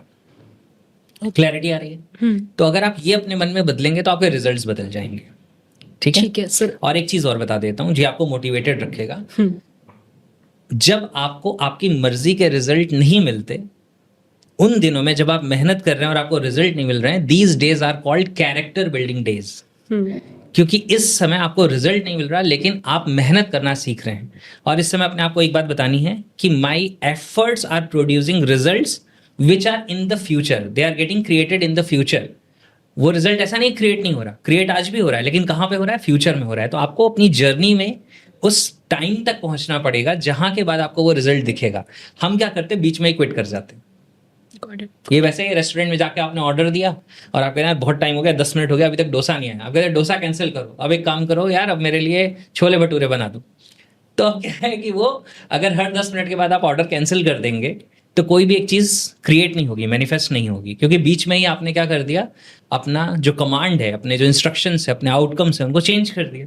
तो you need to stay consistent. आपको पता होना चाहिए कि जो आप मैनिफेस्ट करना चाहते हो वो मैनिफेस्ट होने के प्रोसेस में है, अगर आप एफर्ट कर रहे हो तो, अगर आपका बिलीफ सिस्टम सही है तो। It will take time to get manifested, और अगर ज्यादा टाइम लग रहा है तो अपना बिलीफ सिस्टम चेक करो, अगर आपके माइंड में वो इमेजेस नहीं है रिजल्ट्स के, तो वो रिजल्ट्स आपको नहीं मिलेंगे, राइट? तो ये आपके फर्स्ट क्वेश्चन का आंसर है। Got the clarity? बिल्कुल बिल्कुल। सर, हमारा जो सवाल था वो कुछ इस तरह से था कि कैसे लोग अगर उनको डिजायर्ड रिजल्ट्स नहीं भी मिल रहे हैं तो कैसे वो अपने बिलीफ सिस्टम को चेंज करें, जो कि आपने बताया कि किस तरीके से वो खुद से बात करें तो चेंज हो जाएगा बिलीफ सिस्टम उनका, किस तरीके से वो सजग रहें, वो क्या बोल रहे हैं अपने बारे में, वो खुद को कैसे बयां कर रहे हैं दूसरों को, इसके प्रति अगर वो सिर्फ सजग रहेंगे, अगर हम मोटा मोटा समझें तो शायद बहुत हद तक वो इस बिलीफ सिस्टम को चेंज कर पाएंगे और उस डिजायर्ड रिजल्ट की डायरेक्शन में मूव कर पाएंगे। बिल्कुल। और इतना साथ मैं साथ समझ पाई विजुअलाइज हूँ। भी करें खुद को। अच्छा। यानी अपनी इमेज भी चेंज करना बहुत जरूरी है। अच्छा। अपने खुद के मन में आपको वो अपनी इमेज क्रिएट करनी है, the results that you want for yourself. ये बहुत इंपॉर्टेंट है। जैसी इमेजेस होंगी दिमाग में वही बाहर घटित होगा, है ना? बिल्कुल, तो वो exactly. इमेजेस बहुत स्ट्रांग रहनी चाहिए दिमाग में। ठीक है। Exactly. तो अब इसका सर जो अगला पार्ट था जो वो शायद ये हो सकता है कि ये इंसान को पता है कि क्या करना है और उसने बिलीफ सिस्टम भी चेंज कर लिया, अब वो उस दिशा में काम कर रहा है, पर वो कैसे अंत तक कंसिस्टेंट रहे उसी डायरेक्शन में, कैसे वो मोटिवेटेड रहे, उसको रिजल्ट्स मिल रहे हैं, ठीक ठाक मिल रहे हैं, लेकिन कभी कभी ठीक ठाक रिजल्ट्स मिलने के बावजूद भी, बिलीफ सिस्टम चेंज होने के बावजूद भी कुछ समय तक तो चलते हैं, लेकिन फिर भी हमें लगता है कि ठीक है ना, अभी इतना कर लिया बहुत है। तो एग्जैक्टली वो आउटकम तक जो हमारा जो गोल था, जो हमने अपना पॉडकास्ट जिस पर रखा है कि कैसे वो सपनों की दुनिया को मैनिफेस्ट करे, तो अभी सपना पूरा हुआ नहीं है तो उस पर कंसिस्टेंट रहना पड़ेगा। तो कंसिस्टेंसी को कैसे मेंटेन करें थ्रू आउट द जर्नी, इस मैनिफेस्टेशन की जर्नी में कैसे मोटिवेटेड फील करें, उसके लिए सर आप प्लीज गाइड कीजिए। बिल्कुल बिल्कुल, बहुत अच्छा क्वेश्चन है गौरी, मैं इस पर आंसर करता हूँ, आप समझे। इसमें कुछ मज़ेदार बात बताता हूँ और फिर उसके बाद फिर मैं आपको इसके सॉल्यूशंस भी बताता हूँ। क्या होता है कि जैसे मैं स्टूडेंट से बात करता हूँ तो वो कहते हैं सर आपको हमारा दर्द नहीं पता। तो मैं कहता हूँ यार मुझे तो बहुत अच्छे से पता है क्योंकि मैं भी रह चुका हूँ स्टूडेंट। तो वो कहते हैं सर होता ये है कि हमने अपनी कोई प्लानिंग बनाई, कोई स्ट्रैटेजी बनाई कि अब तो हर रोज़ 8 घंटे पढ़ाई करनी है। जिस दिन ये प्लान बनाते हैं ना, उसके अगले दिन कोई रिलेटिव आ जाता है, कंसिस्टेंसी टूट रही है कि हाँ, या किसी की तबीयत खराब हो जाएगी, कोई हेल्थ खराब हो जाएगी। तो कई बार तो खुद को ऐसा लगता है कि शायद ऊपर वाला ही नहीं चाहता कि मैं ये रिजल्ट तक पहुंचूं, मतलब लोग फनी वे में कहते हैं। तो होता क्या है, हमें ये समझना चाहिए कि कंसिस्टेंसी में जब कभी भी ऐसी सिचुएशन आती है जिसे हम कहते हैं कि हम डीरेल हो गए, आउट ऑफ ट्रैक हो गए, ओके, तो इस सिचुएशन में क्या करना चाहिए, एक ये बात समझने की है, राइट। फिर दूसरी बात ये है कि कंसिस्टेंट लगातार अपने आप को रखना कैसे है। तो पहले इसे बताता हूँ फिर वो बताता हूँ, ठीक है? तो ध्यान से समझिएगा। सबसे पहले हमें ये समझने की जरूरत है कि सक्सेसफुल लोगों के बीच में और एवरेज लोगों के बीच में क्या डिफरेंस है। ये बहुत इंपॉर्टेंट है जानना। देखो, जो एवरेज लोग हैं उनकी जिंदगी में भी चैलेंजेस आते हैं जो उनको उनके ट्रैक से बाहर कर देते हैं। वो भी डिसाइड करते हैं कि मुझे ये काम करना है, करते रहना है, अपने गोल्स, अपने आउटकम्स, अपनी ड्रीम लाइफ के डायरेक्शन में। लेकिन कुछ ऐसी सिचुएशन आती है, कोई हेल्थ चैलेंज आ गया, कोई रिलेशनशिप प्रॉब्लम आ गया, कोई फाइनेंशियल इशू आ गई, जिसकी वजह से वो आउट ऑफ ट्रैक हो जाते हैं। और एवरेज लोगों को ऐसा लगता है कि क्योंकि मेरे साथ ये चैलेंजेस आए इस वजह से मैं एवरेज रह गया या एवरेज रह गई। This is not the reality. जिस तरह के चैलेंजेस एवरेज लोगों के साथ आते हैं, कई बार इस तरह के या इससे भी बड़े चैलेंजेस सक्सेसफुल लोगों के साथ आते हैं। पर वो समझते हैं कि वो इम्पोर्टेंट है, इसीलिए वो कंसिस्टेंट शायद रह पाते हैं। हाँ, तो उसमें होता क्या है कि जो सक्सेसफुल लोग हैं उनकी एक क्वालिटी होती है कि जब वो डीरेल हो जाते हैं, यानी कि वो अपने डायरेक्शन में वर्क कर रहे थे, अपनी स्ट्रैटेजी पे वर्क कर रहे थे, लेकिन जब वो ट्रैक के बाहर हो गए तो वो ये याद रखते हैं कि this is my responsibility that I need to bring myself back on the track as soon as possible. तो एवरेज इंसान जब अपने ट्रैक से बाहर होता है तो वो वहीं पड़ा रहता है, कई बार महीनों तक, कई बार सालों तक, और कई बार तो पूरी जिंदगी निकल जाती है और वो वापस ट्रैक पे नहीं आता। वो कहता है मैंने कुछ बहुत अच्छा काम शुरू किया था, फिर चीजें खराब हो गई, इस वजह से मैं नहीं कर पाया। सिचुएशन को ब्लेम कर रहा है शायद। बिल्कुल। जबकि सक्सेसफुल लोग ये समझते हैं कि this is very practical, this is very natural, कि जब मैं अपने एफर्ट्स करूंगा तो यूनिवर्स भी तो टेस्ट करेगा ना। ट्रू। कि आपने सच में कुछ डिसाइड किया है करने के लिए, करना भी चाहते हो, या बस ऐसे ही आप आगे बढ़ गए। तो चैलेंजेस आते हैं, तो जब चैलेंजेस आते हैं तो वो याद रखते हैं कि अगर मेरा ट्रैक खराब हो गया, मेरी हेल्थ खराब हो गई, तो हेल्थ ठीक होते ही वापस मुझे अपने आप को ट्रैक पे लेके आना है। अगर कोई और इश्यू आ गया तो उस इश्यू के साथ मुझे अपने आप को ट्रैक पे भी रखना है या वापस ट्रैक पे लेके आना है जल्दी से जल्दी। तो इस वजह से सक्सेसफुल लोग सक्सेसफुल बन पाते हैं, because they bring themselves back on track. और एवरेज लोग इसलिए एवरेज रह जाते हैं because they don't bring themself back on track, they stay in the same situation, वो उसी सिचुएशन में पड़े रहते हैं। शायद वो खुद को एक्सेप्ट कर लेते हैं कि जो है जैसा है वैसे ही जिंदगी में ओके हैं, वो ओके हो जाते हैं अपनी हाँ। करंट लाइफ से। तो शायद वो अपनी ऐसा फैमिलियर सिचुएशंस में उसके साथ एडजस्ट करते करते एडजस्ट करना सीख लेते हैं। कॉम्प्रोमाइज, ठीक है। देखो, इसको मैं एक स्टेटमेंट आपको बताता हूँ, बहुत बहुत पावरफुल स्टेटमेंट है। अगर आप अपने आप को, ध्यान से सुनना, अगर आप अपने आप को सफल बनाने की कीमत नहीं चुकाएंगे तो असफल बने रह के उससे बड़ी कीमत सारी जिंदगी चुकाएंगे। नेचुरली। यानी if you do not take responsibility to make yourself successful, you are going to pay a much bigger price by staying unsuccessful all your life. Getting clarity? तो ये बहुत ही ज्यादा इंपॉर्टेंट है। अब बात करते हैं कि कंसिस्टेंट बने कैसे रहें, राइट? यानी कि अपनी कंसिस्टेंसी को कैसे मेंटेन करें। तो आप ध्यान से इस बात को समझिएगा कि हम जिंदगी में उन्हीं चीजों में कंसिस्टेंट रहते हैं जिसमें जो रिजल्ट्स आने वाले हैं उन रिजल्ट्स को लेके हमारी इमोशनल स्टेट बहुत हाई हो, यानी कि बहुत स्ट्रांग इमोशनल ड्राइव हो, इमोशनल कनेक्शन हो।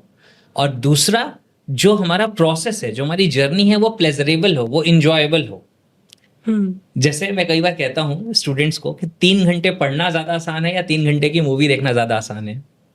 मूवी देखना वो चूज करेंगे। मूवी देखना ज्यादा आसान है, क्योंकि, और मैं कहता हूँ अच्छा मूवी देखने के बाद कौन सा रिजल्ट मिल जाएगा, कौन सा अवार्ड मिलेगा, तो कहते कुछ भी नहीं मिलेगा। मैं कहता हूँ पढ़ाई के बाद, वो कहते हैं कि अच्छी लाइफ हो सकती है, अच्छा करियर हो सकता है। तो फिर सिर्फ रिजल्ट पे अगर आपकी कंसिस्टेंसी, आपका मोटिवेशन डिपेंड करता, तब तो फिर यहाँ ज्यादा मोटिवेशन होना चाहिए। ऐसा होता नहीं है। होता यह है कि प्रोसेस आपका इंजॉयबल है या नहीं है। If you do not enjoy your process, you will not stay consistent for long. अगर आप अपने प्रोसेस को एंजॉय नहीं कर रहे हैं तो आप ज़्यादा समय तक कंसिस्टेंट नहीं रह पाएंगे, चाहे आपके रिजल्ट्स कितने भी प्रॉमिसिंग हो। तो वर्क किस पे करना है? दोनों पे करना है। आपको जिंदगी में जो रिजल्ट चाहिए, अगर आप कंसिस्टेंट रहना चाहते हो तो look for all the rewards that you are going to get in your life. यानी जिंदगी में आपको क्या क्या रिवॉर्ड्स मिलेंगे। अगर आप सक्सेसफुल हो जाते हैं, आप रिजल्ट मिल जाता है आपको, आपकी जिंदगी में क्या डिफरेंस आएगा। और ये सिर्फ ये कहने से काम नहीं चलता, नहीं जिंदगी अच्छी हो जाएगी। अच्छी का मतलब क्या हो जाएगा? हमारे माइंड को जो आंसर चाहिए, देखो कॉन्शियस माइंड लॉजिक समझता है, अनकॉन्शियस है जिसे सब कॉन्शियस कहती है दुनिया, वो लॉजिक नहीं समझता, वो फीलिंग्स को समझता है। वो फीलिंग्स क्रिएट कहाँ से होती है? वो क्रिएट होती है आपके माइंड में चलने वाले विजुअल्स, ऑडियोज और फीलिंग्स की वजह से। तो आपके माइंड में क्या विजुअल्स चल रहे हैं, आप सक्सेसफुल हो जाओगे तो आपकी जिंदगी में क्या क्या बदल जाएगा, आप उन विजुअल्स को देखो तो सही। आपके ऑडियोज में क्या क्या बदल जाएगा, यानी कि आपको किस तरह के कॉम्प्लीमेंट सुनने को मिलेंगे। तो नेचुरली कंसिस्टेंसी मेंटेन रहेगी अगर हम वैसा देखेंगे, क्योंकि फिर आपका मोटिवेशन इनर मोटिवेशन होगा। एक्सटर्नल मोटिवेशन तो कुछ समय तक काम करता है, इनर मोटिवेशन लॉन्ग लास्टिंग होता है, एवर लास्टिंग होता है। तो ये, और दूसरी जो चीज़ है वो ये है कि आप अपने प्रोसेस को इंजॉयबल कैसे बनाएं, कैसे वही बुक पढ़ना आपको अच्छा लगने लगे, कैसे वही एक्सरसाइज करना आपको अच्छा लगने लगे। अभी मैं किसी को पर्सनली कोच कर रहा था, तो उनका एक सवाल था कि सर मुझे हेल्थ पे ध्यान रखना है, लेकिन मैं शुरू करता हूँ मॉर्निंग वॉक या कोई भी चीज़ें, कुछ दिन करता हूँ फिर छूट जाता है। मैंने कहा 1-2 ऐसे दोस्त पकड़ लो जिनके साथ वॉक पे जाया करो। Now the same morning walk process will become enjoyable, क्योंकि अब आप बात करते हुए टहलेंगे, अब आप अपने दोस्तों के साथ टाइम स्पेंड कर रहे हैं। अगर वो नहीं अच्छा लगता, मेरे तरह अच्छा लगता है, तो आप कान में ईयरफोन्स लगा लो, आप कुछ अच्छी ऑडियो बुक या म्यूजिक या जो भी आपको अच्छा लगता है, आप वो सुनते सुनते वॉक करो। That means make the process enjoyable.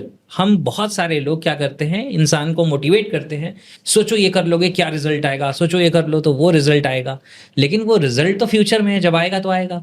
अभी तो इस प्रोसेस में अगर मुझे पेन हो रहा है तो माइंड तो पेन को अवॉइड करना चाहेगा। इस वजह से कुछ समय बाद वो मोटिवेशन जैसे ही डाउन होता है, हम अपने प्रोसेस को छोड़ देते हैं। तो हमें क्या करना है, एंड रिजल्ट के अकॉर्डिंग जिंदगी में क्या क्या बदलाव आएगा वो भी देखना है, और दूसरा प्रोसेस को इंजॉयबल बनाना है।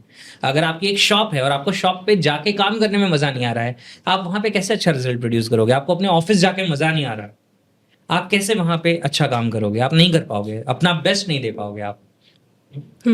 तो उसमें कुछ चीजें आप बदल सकते हो, सब कुछ तो नहीं बदल सकते। कुछ लोग कहेंगे ऑफिस ही बदल लेते तो शायद चीजें बदल जाती हैं, राइट? तो ठीक है, अगर उसकी बहुत ज्यादा जरूरत है तो वो आप कर सकते हो। Otherwise change something in your process so that आप प्रोसेस एंजॉय करो, तो इससे कंसिस्टेंसी आ जाएगी। तो ये जो आपने बताया, इसको बताने के दौरान ही मेरे दिमाग में कुछ कुछ चल रहा था। तो वो कुछ कुछ ये है कि जैसे कोई पर्सन है, और वो गवर्नमेंट एग्जाम्स की प्रिपरेशन किए जा रहा है 6 साल 7 साल 8 साल, या लेट्स से किसी ने अपना कोई पैशन डिस्कवर किया है, कोई आर्ट है, कोई पोइट्री है, राइटिंग है, सिंगिंग है, म्यूजिक है, और वो उसको परस्यू कर रहा है। तो आपने जो बताया कि कंसिस्टेंट हम रह सकते हैं, एक बिलीफ को भी हम ठीक कर सकते हैं, इन सारी चीज़ों को करने के बाद अगर अगर अगर उस इंसान को ये पता हो कि इस गवर्नमेंट एग्जाम में जिसमें मैं 10 साल लगा रहा हूँ, प्रोबेबिलिटी बहुत कम है, आप पूरी भी मेहनत, मतलब कितनी मेहनत कर लो, कोई ना कोई तो ऐसा होगा ना जो फेल होगा, सब तो पास नहीं हो सकते ना, सीट्स उतनी नहीं है। तो बिल्कुल। ये इंसान को कब पता चले और कब कोई इंसान ये तय करे कि अब रुक जाता है, अब इधर ही रुक जाता है और अब ट्रैक चेंज करते हैं और अब किसी और डायरेक्शन में जाते हैं, क्योंकि शायद ये वो पाथ तब लग रहा था कि हाँ ये उसके लिए सही पाथ है, उसने सब कुछ चेक किया, क्लैरिटी थी, विजन था, कुछ विजन तो इस तरीके से बन गया कि अगर हमें आईएएस बनना है, ये बनना है, तो उसने वो पिक्चर भी बहुत स्ट्रॉन्ग कर ली, पेरेंट्स खुश हो जाएंगे, इमोशनली बहुत अटैच हुआ पड़ा है अपने उससे, वो पढ़ भी बहुत रहा, सब कुछ कर रहा है, बट डेफिनेटली एक लिमिटेड लोग हैं जिनका सिलेक्शन होगा, कुछ बहुत सारे लोग ऐसे हैं जिनका नहीं होगा। तो वो कैसे ये जाने कि अब बहुत हो गया, 4 साल प्रिपरेशन कर लिया, अब रुकते हैं, अब कुछ और करते हैं। तो ये शायद उन बच्चों का पेन है जो मैं उनके पॉइंट ऑफ व्यू से आपसे पूछ रही हूँ, तो आप इस बारे में प्लीज गाइड कीजिए। चलिए मैं शेयर करता हूँ, आप समझना ध्यान से। देखो यहाँ पे भी सबसे पहले वही चीज़ आएगी जो मैंने बोला ना, कि आप लाइफ के एंड पे जाओ और आप फिर वापस देखो कि आपने अपनी ज़िंदगी के 10 साल अगर प्रिपरेशन में लगाए हैं और सपोज करो कि आपका सिलेक्शन नहीं होता है, तो भी क्या आप उस पर्टिकुलर टाइम पे ये कह सकते हो कि I am fulfilled that I invested by 10 years in this particular field? अगर इसका आंसर नो है तो आपको 10 साल नहीं लगाने चाहिए। फिर आपको अपने आप से सवाल पूछना चाहिए कि कितने साल लगाने के बाद मुझे अपने आप से ये कह देना चाहिए था, या ये मैंने अपने आप को ये कह दिया होता कि नाउ दिस इज एनफ, मुझे समझ आ गया कि ये चीज़ शायद मेरे लिए नहीं है, या मैं इस चीज़ के लिए नहीं हूँ, and I need to change the things.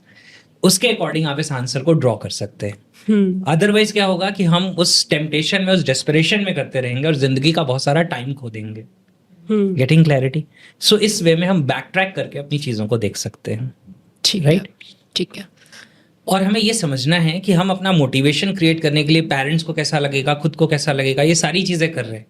लेकिन कभी कभी अपने आप से पूछना चाहिए, ईमानदारी से एक सवाल पूछना चाहिए कि on the scale of 1 to 10 मुझे क्या लगता है कि मेरा लेवल क्या है, on what level I rate my self, कि अगर मेरा एग्जाम होता है तो मैं किस लेवल पे हूँ, क्वालिफाई करने के कितना करीब हूँ। अब अगर आपको लग रहा है कि मेरा मोटिवेशन तो बहुत हाई है लेकिन मेरा लेवल तो 2-3 है, तो आप सोच लो कि 9-10 तक पहुंचने में कितना टाइम लगेगा, उतना टाइम आप लगा सकते हो या नहीं लगा सकते, right? Getting the clarity. Perfect. Yes. तो सर हम धीरे धीरे करके अपने पॉडकास्ट के अंतिम पड़ाव में पहुंच चुके हैं। आपने बहुत खूबसूरती से हमें बहुत गाइड किया है about designing the dream life और अपने सपनों की दुनिया को मैनिफेस्ट करने की दिशा में। अब क्योंकि हम बात मैनिफेस्टेशन की कर रहे थे, तो मैनिफेस्टेशन की बात हो, लॉ ऑफ अट्रैक्शन रह जाए तो ये तो उसके साथ नाइंसाफ़ी होगी लॉ ऑफ अट्रैक्शन के साथ, क्योंकि पूरा इंटरनेट तो अगर सपनों को पूरा करना है तो कहीं ना कहीं लॉ ऑफ अट्रैक्शन हर जगह इसकी ही चर्चा है। तो सर जो मेरी अंडरस्टैंडिंग है लॉ ऑफ अट्रैक्शन को लेकर के, कहीं ना कहीं मुझे ऐसा लगता है कि शायद आप हर पल वैसे ही हो गया ये कि आप सजग रहो, आप क्या बोल रहे हो, अपने माइंड में जो भी इमेजेस है उनके प्रति सजग रहो, क्योंकि जैसी इमेजेस होंगी वही बाहर घटित होगा। अगर आप अच्छी इमेजेस रखेंगे तो अच्छा ही घटित होगा, अगर आप अनजाने में भी कुछ ऐसा देख रहे हैं या फिर आपके दिमाग में कोई थॉट आया है तो वो बाहर घटित होगा ही होगा, ऐसा मैं मानती हूँ। और शायद मेरे एक्सपीरियंसेस में भी ऐसा हुआ है कि जैसा दिमाग में थॉट आता है वैसा ही बाहर घटित होता है। तो अब इस दिशा में जहाँ पर हम अपने ड्रीम लाइफ को मैनिफेस्ट कर रहे हैं, अपनी ड्रीम लाइफ का रोड मैप तैयार कर रहे हैं, उसमें ये जो लॉ ऑफ अट्रैक्शन है क्या है, कैसे रोल प्ले करेगा और इसमें एक्शन का कितना बड़ा रोल है, क्योंकि सारे जितने भी लोग हैं जो यूट्यूब पर बताते हैं वो बोलते हैं विजुलाइज करो, एफर्मेशंस प्रैक्टिस करो और रोज़ सुबह उठ करके कुछ कुछ ऐसा सोचो या सोते समय कुछ कुछ ऐसा सोचो। तो इन सारी कन्फ्यूजन से, या फिर जो लोग लॉ ऑफ अट्रैक्शन को थोड़ा सा ऐसे समझते हैं कि कुछ मिसकंसेप्शंस हैं या कुछ गलत फहमियाँ हैं अबाउट दिस लॉ, तो आप सब दूर करो और हमें गाइड करो। ठीक है, थैंक यू गौरी। और बहुत अच्छा है, मैं खुद भी इस टॉपिक पे बात करना चाहता हूँ क्योंकि लॉ ऑफ अट्रैक्शन के बारे में सबसे पहले जब मैंने समझा था तो वो ईयर था 2006। 2006 में लॉ ऑफ अट्रैक्शन के ऊपर वो डॉक्यूमेंट्री आई थी जिसका नाम है द सीक्रेट, रोंडा बर्न की। और क्योंकि मैं 2005 से ही ट्रेनिंग प्रोग्राम्स वगैरह में ज़्यादा कनेक्टेड था, तो मुझे जैसे ही वो बुक आई थी उसके कुछ समय बाद ही बुक के बारे में, डॉक्यूमेंट्री के बारे में पता चल गया था और मैंने वो चीज़ें देखी थी, वो पढ़ी थी, वो डॉक्यूमेंट्री देखी थी, अपने बहुत सारे दोस्तों को भी दिखाया था, राइट। तो मेरा ऐसा जो कह सकते समझना है या मानना है कि लॉ ऑफ अट्रैक्शन जो द सीक्रेट में सिखाया गया उसने दुनिया को बहुत लंबे समय तक हिप्नोटाइज करके रखा, राइट। एक्चुअली दुनिया हिप्नोटाइज हो गई उस लॉ ऑफ अट्रैक्शन को सुन के, क्योंकि जितना ज़्यादा उस वीडियो में दिखाया गया, सारी चीज़ें बताई गई, उसमें बहुत बारीकी से इस बात पे जोर दिया गया कि आपको अपनी ज़िंदगी में जो चाहिए आप वही सोचिए, आप वैसा फील करें और वही चीज़ें आप अपनी ज़िंदगी में अट्रैक्ट कर लेंगे, आकर्षित कर लेंगे, राइट। लेकिन चैलेंज क्या हुआ कि लोगों ने ऐसा सोचना शुरू कर दिया कि रिजल्ट सिर्फ वो सोचने से और वो विजुअलाइज करने से मिल जाएगा। और ये बहुत बड़ा मिसकॉन्सेप्शन है। अगर हम वर्ड को देखें अट्रैक्शन, तो अट्रैक्शन में दो पार्ट हैं, अट्रैक्ट प्लस एक्शन। तो लोगों ने अट्रैक्ट को तो समझ लिया, एक्शन को नहीं समझा। अब इसके पीछे रीजन क्या है और क्यों पूरी दुनिया में लॉ ऑफ अट्रैक्शन जो सिखाया जाता है, ज्यादातर लोग लॉ ऑफ अट्रैक्शन की बात करते हैं, विजुअलाइजेशंस की बात करते हैं, एक्शन की बात नहीं करते। क्योंकि ये जो कॉन्सेप्ट है जिसमें आप एक्शन की बात नहीं करते, ये कॉन्सेप्ट सेलेबल है।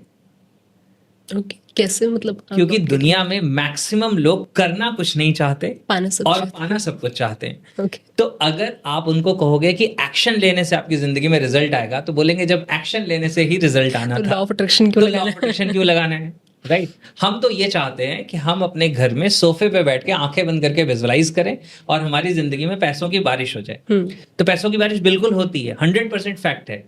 लेकिन उसके नहीं जो सोफे पे बैठ के विजुअलाइज कर रहा है, उसके जो इस चीज के लिए कोर्स बना रहा है। ट्रू, उसका फायदा है, उसका फायदा है, क्योंकि बहुत सारे लोग ऐसा ही कुछ सीखना चाहते हैं और उसके लिए वो पैसे देने को तैयार हैं कि हमें कुछ विजुअलाइजेशन पता चल जाए, हमें अपनी कुछ फ्रीक्वेंसी कैसे बदलनी है, अपने माइंड के अंदर क्या ऐसा कर दे जिससे सब कुछ अट्रैक्ट होकर जिंदगी में आ जाए। विदाउट एक्शन आपकी जिंदगी में कोई भी रिजल्ट प्रोड्यूस होने वाला नहीं है। अगर वो रिजल्ट प्रोड्यूस हो रहा है तो it is just a coincidence, right. और कई बार होता क्या है कि कोइंसिडेंस जिसके साथ हो जाता है वो कहता है हाँ मैंने तो ऐसा सोचा था, मैंने लॉ ऑफ अट्रैक्शन लगाया और देखो मुझे रिजल्ट मिल गए।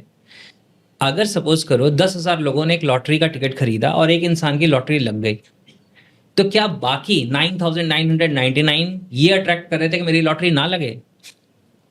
वो भी यही अट्रैक्ट कर रहे थे कि काश मेरी लॉटरी निकल जाए। वो भी यही सोच रहे थे काश मुझे लॉटरी मिल जाए तो ये हो जाएगा, ऐसा हो जाएगा, मैं ये गाड़ी खरीद लूंगा, ऐसा कर लूंगा। लेकिन जिसको रिजल्ट मिल गया वो कहता है मैंने सोचा था, मैंने इमेजिन किया था, मैंने विजुअलाइज किया था और मुझे रिजल्ट मिला। बहुत सारे और लोगों ने किया था। तो दिस इज कॉल्ड कोइंसिडेंस। अगर कोइंसिडेंस की वजह से कुछ आपकी जिंदगी में हो जा रहा है तो दिस इज नॉट समथिंग जो आपने सिर्फ अट्रैक्ट किया।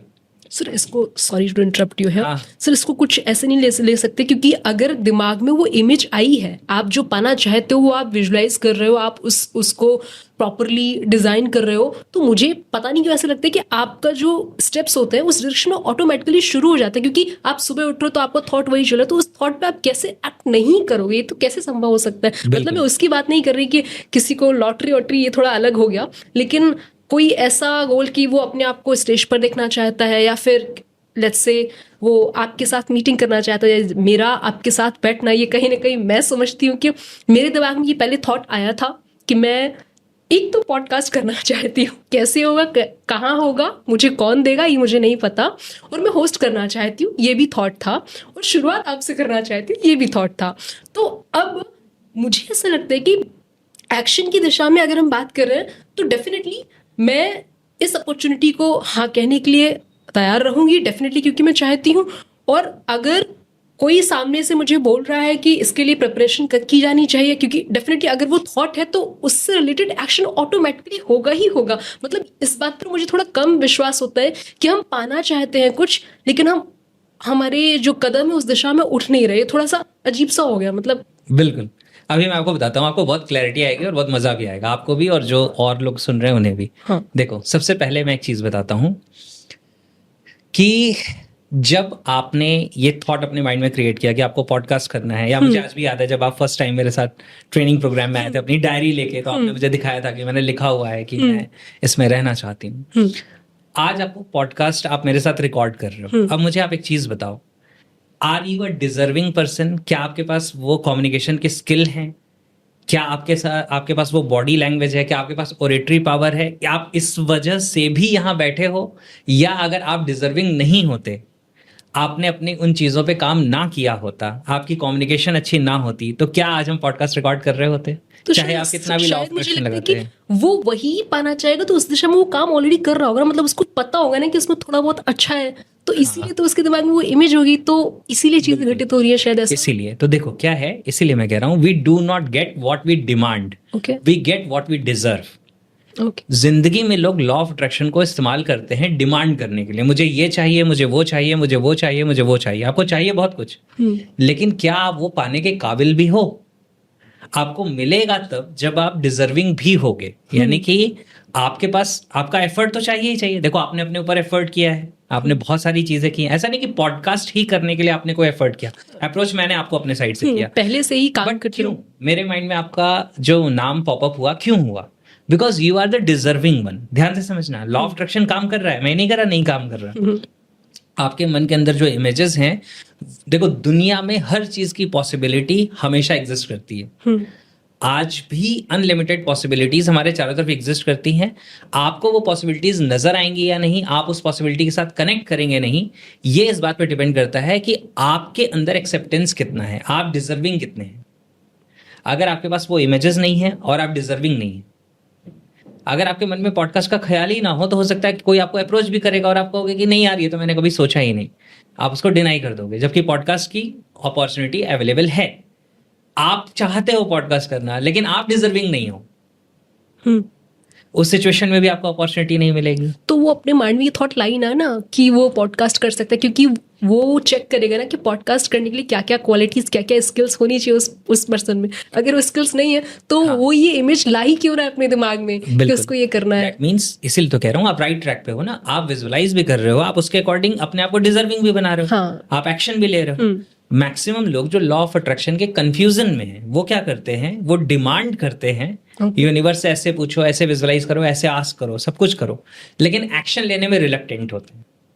अगर आप एक्शन नहीं लोगे, आप डिजर्विंग नहीं बनाओगे अपने आप को, तो फिर आपको रिजल्ट कैसे आएगा? इनफैक्ट लॉ ऑफ अट्रैक्शन की जो खुद की वीडियो है, उसमें जैसे जैक कैनफील्ड की बुक है chicken soup for the soul, वो कहते हैं मुझे $1 मिलियन का चेक मैंने लिखा और मैं वो मैनिफेस्ट कर पाया, मुझे वो मिला, लेकिन किताब तो लिखी थी ना। अगर उन्होंने किताब ही ना लिखी हो, मैं चाहता तो हूँ कि सिर्फ चेक देख करके कैसे मैं लॉ आता ऑफ वो? अट्रैक्शन यूज करता हूँ, मैं विजुअलाइजेशन करता हूँ कि मैं हजारों लोगों को एड्रेस कर रहा हूँ, पूरी दुनिया में लोग मेरे कोर्सेज में हैं, मैं कोर्स बनाऊं ही ना, मैं वीडियो बनाऊं ही ना, मैं अपनी नॉलेज पे काम ना करूं, अपने अपग्रेडेशन पे काम ना करूं, और मैं सोचूं नहीं मैंने तो लॉ ऑफ अट्रैक्शन लगाया, मैंने विजुअलाइज किया है, तो होगा ये कि your behaviour is consistent to the images of your mind. तो आप बाद में बार बार जब अपने माइंड में ये इमेजेस बनाओगे, तो आपका इनर मोटिवेशन क्रिएट होगा, आपका ड्राइव क्रिएट होगा, आपका करने का मन करेगा। लेकिन मैं इसके बियॉन्ड ले जा रहा हूं, मैं कह रहा हूं सिर्फ इस पे डिपेंडेंट मत रहो, कि होगा ही होगा, आप स्ट्रेटजी और एक्शन भी लो ना साथ साथ में।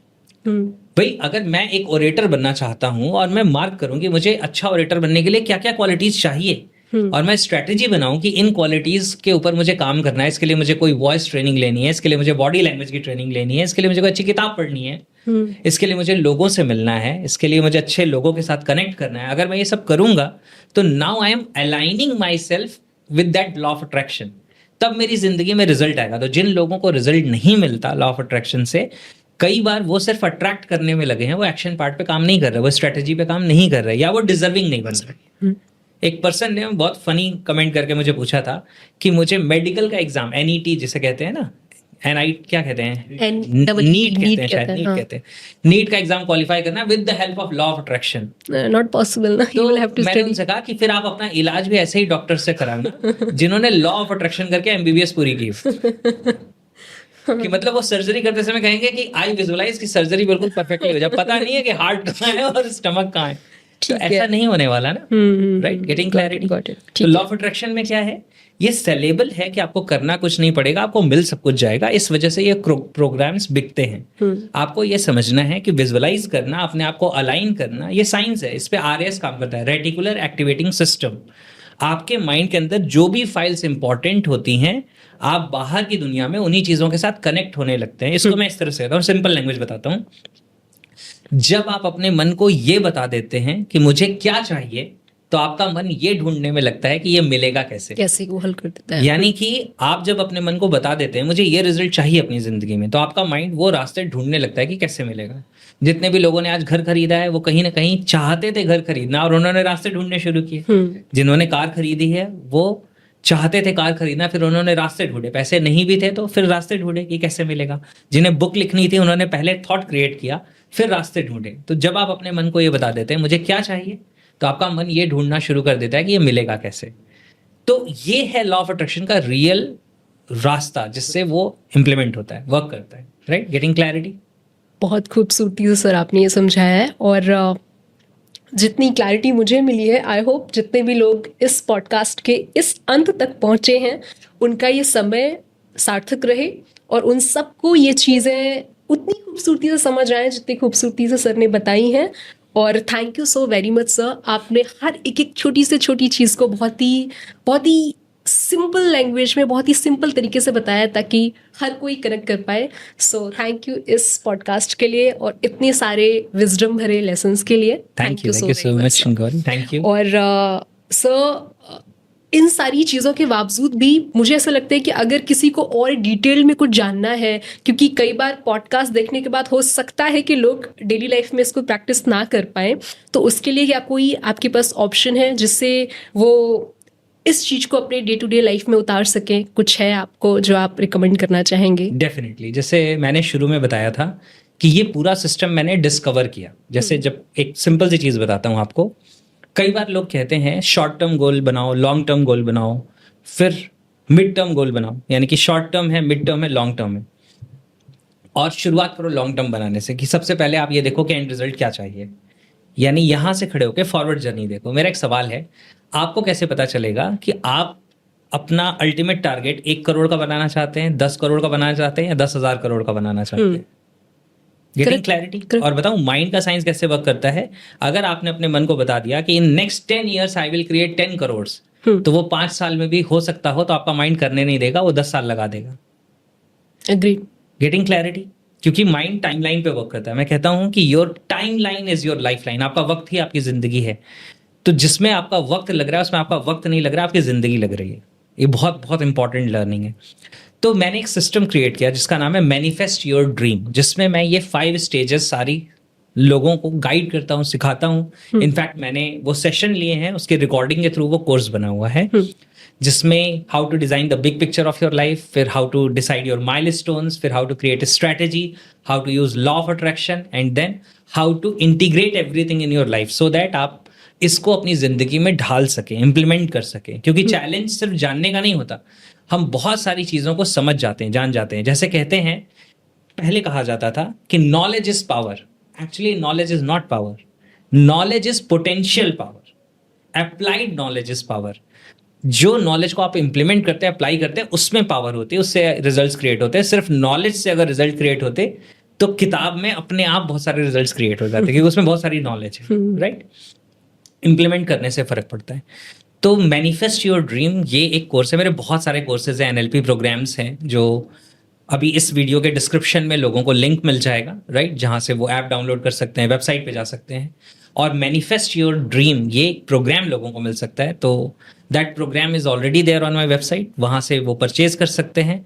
और क्योंकि इस पॉडकास्ट में आप हैं, राइट, GAURI 5 डिजिट्स हो गया ना, तो मैं इसमें कूपन कोड क्रिएट करवा देता हूँ, गौरी। सो whosoever implements that coupon code, उसको 1000 का एक्स्ट्रा डिस्काउंट मिल जाएगा। यानी डिस्काउंट के बाद भी एक और एक्स्ट्रा डिस्काउंट मिल जाएगा by just placing the name Gauri. और वहाँ पे वो इस कोर्स को ले सकते हैं, और इसमें वो और भी ज़्यादा अच्छे तरीके से इस पूरे प्रोसेस को समझ सकते हैं, शीट्स को यूज़ कर सकते हैं, विजुअलाइजेशंस कर सकते हैं। ये सब कुछ मैं शेयर कर दूंगा। Perfect sir, thank you so very much sir, thank you. Most welcome Gauri, बहुत बहुत अच्छा लगा, मज़ा आया।